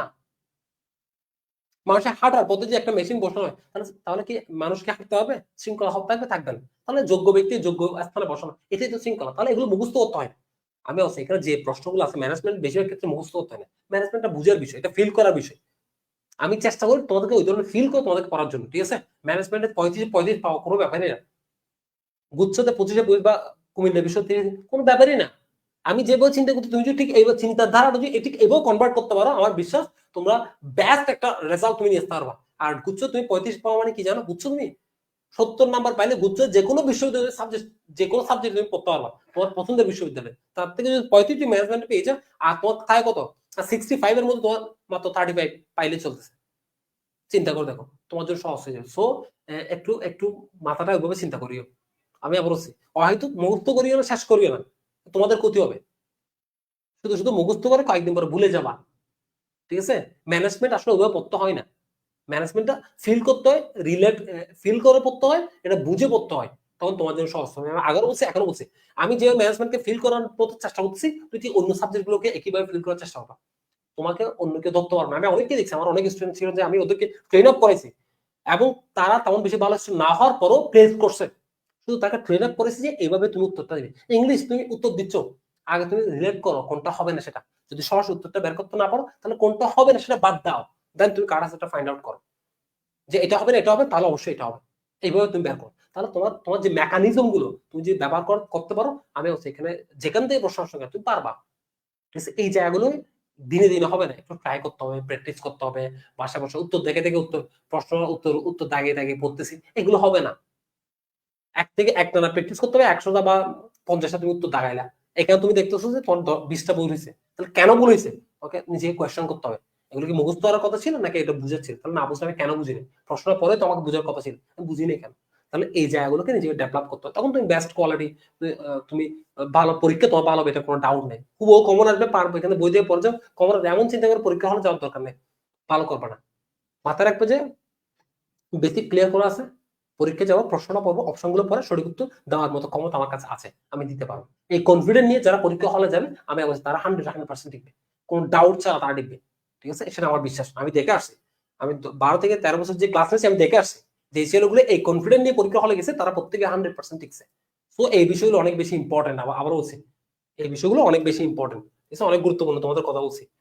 এবার দেখো ব্যবস্থাপনা, এখান থেকে পরীক্ষা প্রশ্ন আসবে, দেখো এখান থেকে প্রায় প্রত্যেকবারই প্রশ্ন আসে। আচ্ছা, এবার দেখো আমরা জানি, আমরা একটু আবারও দেখি, আমরা জানি ব্যবস্থাপনা, আমার সাথে মুখে মুখে বলছে আধুনিক ব্যবস্থাপনার জনক, ব্যবস্থাপনা তত্ত্ব প্রসারী তত্ত্বের জনক, ঠিক আছে? হ্যাঁ, পোর্টকক বা পোর্টককের জনক, ঠিক আছে? আচ্ছা, এটা জনক কি আমরা জানি? হেনরি ফেও, আমরা সবাই জানি। বৈজ্ঞানিক ব্যবস্থাপনার জনক কার্যভিত্তিক সংগঠন বা কার্যভিত্তিক ফোরম্যানশিপ বা পার্থক্যমূলক ফুরন মজুরি, ঠিক আছে? নিরীক্ষা নীতি, ঠিক আছে? প্রিন্সিপালস অফ সায়েন্টিফিক ম্যানেজমেন্ট, সব ম্যানেজমেন্ট, এমবিই এর প্রবক্তাকে এফ ডব্লিউ টেইলর। আচ্ছা, শ্রমিক কর্মী ব্যবস্থাপনার জনককে পার্সোনাল ম্যানেজমেন্ট, শ্রমিক কর্মী স্কটল্যান্ডের রবার্ট ওয়েন, শ্রমিক কর্মী ব্যবস্থাপনার জনককে রবার্ট ওয়েন। কোচ ডিক্রব একটু আগে বলছি, জনককে লুথার অ্যালগুলিক, ঠিক আছে? 6 এর জনককে টেরিয়ান ফ্রাঙ্কলিন, একটু আগে বলছি টেরিয়ান ফ্রাঙ্কলিন। ব্যবস্থাপনা কার্যাবলীর সাথে প্রেষণ সংযোগ করে কে? EFL bridge. আমরা আমরা যেমন এটা সংযোগ করে কে? সংযোগ মানে তো আমরা আমরা জানি ব্রিজ, আমরা এটা চিন্তা করে তাহলে ব্যবস্থার সাথে প্রেষণ সংযোগকারীর নাম কি? EFL bridge. আমরা ওভাবে একটু রিলেট করে আমরা মুখস্থ করবো। ক্ষমতা উৎসত্ব কার? James Stewart. আর যদি বলা হয় স্টিম যে আবিষ্কার করেন কে? ব্যবস্থাপনার সর্বপ্রথম বৈজ্ঞানিক চিন্তা ভাবনা প্রয়োগ করেন কে? James watt. একটু আগে এগুলো পড়াইছে, এগুলো আমাকে 100% মুখস্থ রাখতে হবে, ঠিক আছে? ম্যানেজমেন্ট ইকুয়েশনটা কি আমরা জানি, এটা মুখস্থ করতে হবে। ম্যানেজমেন্ট টি যোগ করে দিলে হচ্ছে ম্যানেজমেন্ট, এটা কার? লরেন্স এভলি। তিনি 3 ভাগে ভাগ করেন ব্যবস্থাপনা, অথবা 3 ভাগে ভাগ করেন। এমবিও ম্যানেজমেন্ট বা অবজেক্টিভস, উদ্দেশ্য ভিত্তিক ব্যবস্থাপনা, এটা কার? Peter F Drucker. মুখে মুখে বলে যাও। মৌলভিত্তিক নেতৃত্ব, এটা কার? F E Fiedler. এটা ফিল্ডার হবে না, ফিডলার হবে, এটা এলটা কেন হবে? Fiedler, F E Fiedler. হর্টন স্টাডি হিউম্যান রিলেশন থিওরি, তার হচ্ছে মানবীয় সম্পর্ক ধারণা, মানবিক স্কুলের প্রতিষ্ঠাতা। আধুনিক আধুনিক আধুনিক সময়ে যাকে মানব সম্পদ ব্যবস্থাপনার জনক বলা হয়, জর্জ এলটন মেও। আধুনিক মানব সম্পদ ব্যবস্থাপনা বা এইচআরএম এর জন্য, এইচআরএম হিউম্যান রিসোর্স ম্যানেজমেন্টের জন্য বলা হয় জর্জ এলটন মেও। তাকে হর্টন স্টাডি বা হিউম্যান রিলেশন থিওরি, মানবীয় সম্পর্ক, একটা প্রতিষ্ঠানের মানবীয় সম্পর্কটা কেমন হতে পারে, একটি প্রতিষ্ঠানের মানবীয় সম্পর্কটা কেমন হতে পারে, সেটা সম্পর্কে ধারণা দেন কে? জর্জ এলটন মেও। বা মানবিক স্কুলের প্রতিষ্ঠাতা কে? জর্জ এলটন মেও। বা আধুনিক এইচআরএম বা হিউম্যান রিসোর্স ম্যানেজমেন্ট বা মানব সম্পদ ব্যবস্থাপনার জনক কে? জর্জ এলটন মেও। আমার সাথে মুখে মুখে বলে যাও। এরপর আসো, দ্য ফিলোসফি অফ ম্যানেজমেন্ট বইটি কে করেন? Oliver Sheldon. Philosophy of maths and বইটা কার? Oliver Sheldon. সময় নিরীক্ষা, গতি নিরীক্ষা, এগুলোর কে? Frank bunker গিলব্রেথ। ঠিক আছে, একটু মনে রাখবো আমরা। মেরি পার্কার পলেটের বিখ্যাত বইয়ের নাম কি? Dynamic administration. বইয়ের নামগুলো আমরা একটু পর আবার দেখবো। মেরি পার্কার পলেটের বিখ্যাত বইয়ের নাম কি? Dynamic administration. ব্যবস্থাপনা কলা ও বিজ্ঞান, এটা কে বলেছে? DJ clock. কলা ও বিজ্ঞান। ঠিক আছে, 7S এটা কি? ম্যাকেন্সি। 5 forces porter. ঠিক আছে, 5 ফোর্সেস এটা কি? পোর্টার, জনক। এগুলো একটু আমরা মনে রাখবো, কারণ এখান থেকে পরীক্ষায় প্রশ্ন আসবে। ঠিক আছে, অ্যাপেলো টেলর মধ্যে নীতি কয়টি? 4টি। আমরা আজকে যেহেতু সময় অনেক বেশি হয়ে গেছে, আমরা আজকে আমার মনে হয় আমাদের আর যাওয়া আর উচিত না, যেহেতু সময় অনেক বেশি হয়ে গেছে। আমরা বাকি অংশটুকু, আজকে ক্লাসের বাকি অংশটুকু আমরা আগামী ক্লাসে শেষ করবো ইনশাল্লাহ। সাথে আমাদের এরপরে লেকচারটাও শেষ করবো ইনশাল্লাহ। সো আগামী ক্লাস আমরা আগামীকাল ঠিক 6টা 45 মিনিটে শুরু করবো। আমি সবাইকে দেখতে চাই। ঠিক আছে, আগামী ক্লাস আমরা ঠিক 6টা 45 শুরু করবো। আমি আশা করবো সবাইকে ক্লাসে পাবো। সো আজকে ক্লাসটা আমরা এতটুকু পর্যন্ত শেষ করে দিই। ইনশাআল্লাহ তোমাদের সাথে আমাদের আগামী ক্লাস দেখা হবে। তোমাদেরকে আগামী ক্লাস শেষ করে আমি পিডিএফটা দিয়ে দিব। ঠিক আছে, আগামী ক্লাসে আমি তোমাদেরকে আগামীকালকে 6টা 45 ক্লাস শুরু করে ক্লাস শেষ করার পর তোমাদেরকে পিডিএফটা দিয়ে দিব। ঠিক আছে, সো ভালো থাকবো সবাই, সুস্থ থাকবো, সবাই পড়াশোনা করো। ঠিক আছে, টাইম যেহেতু অনেকক্ষণ হয়ে গেছে, আমরা ক্লাস শেষ করবো এতটুকু। ধন্যবাদ সবাইকে, আসসালামু আলাইকুম।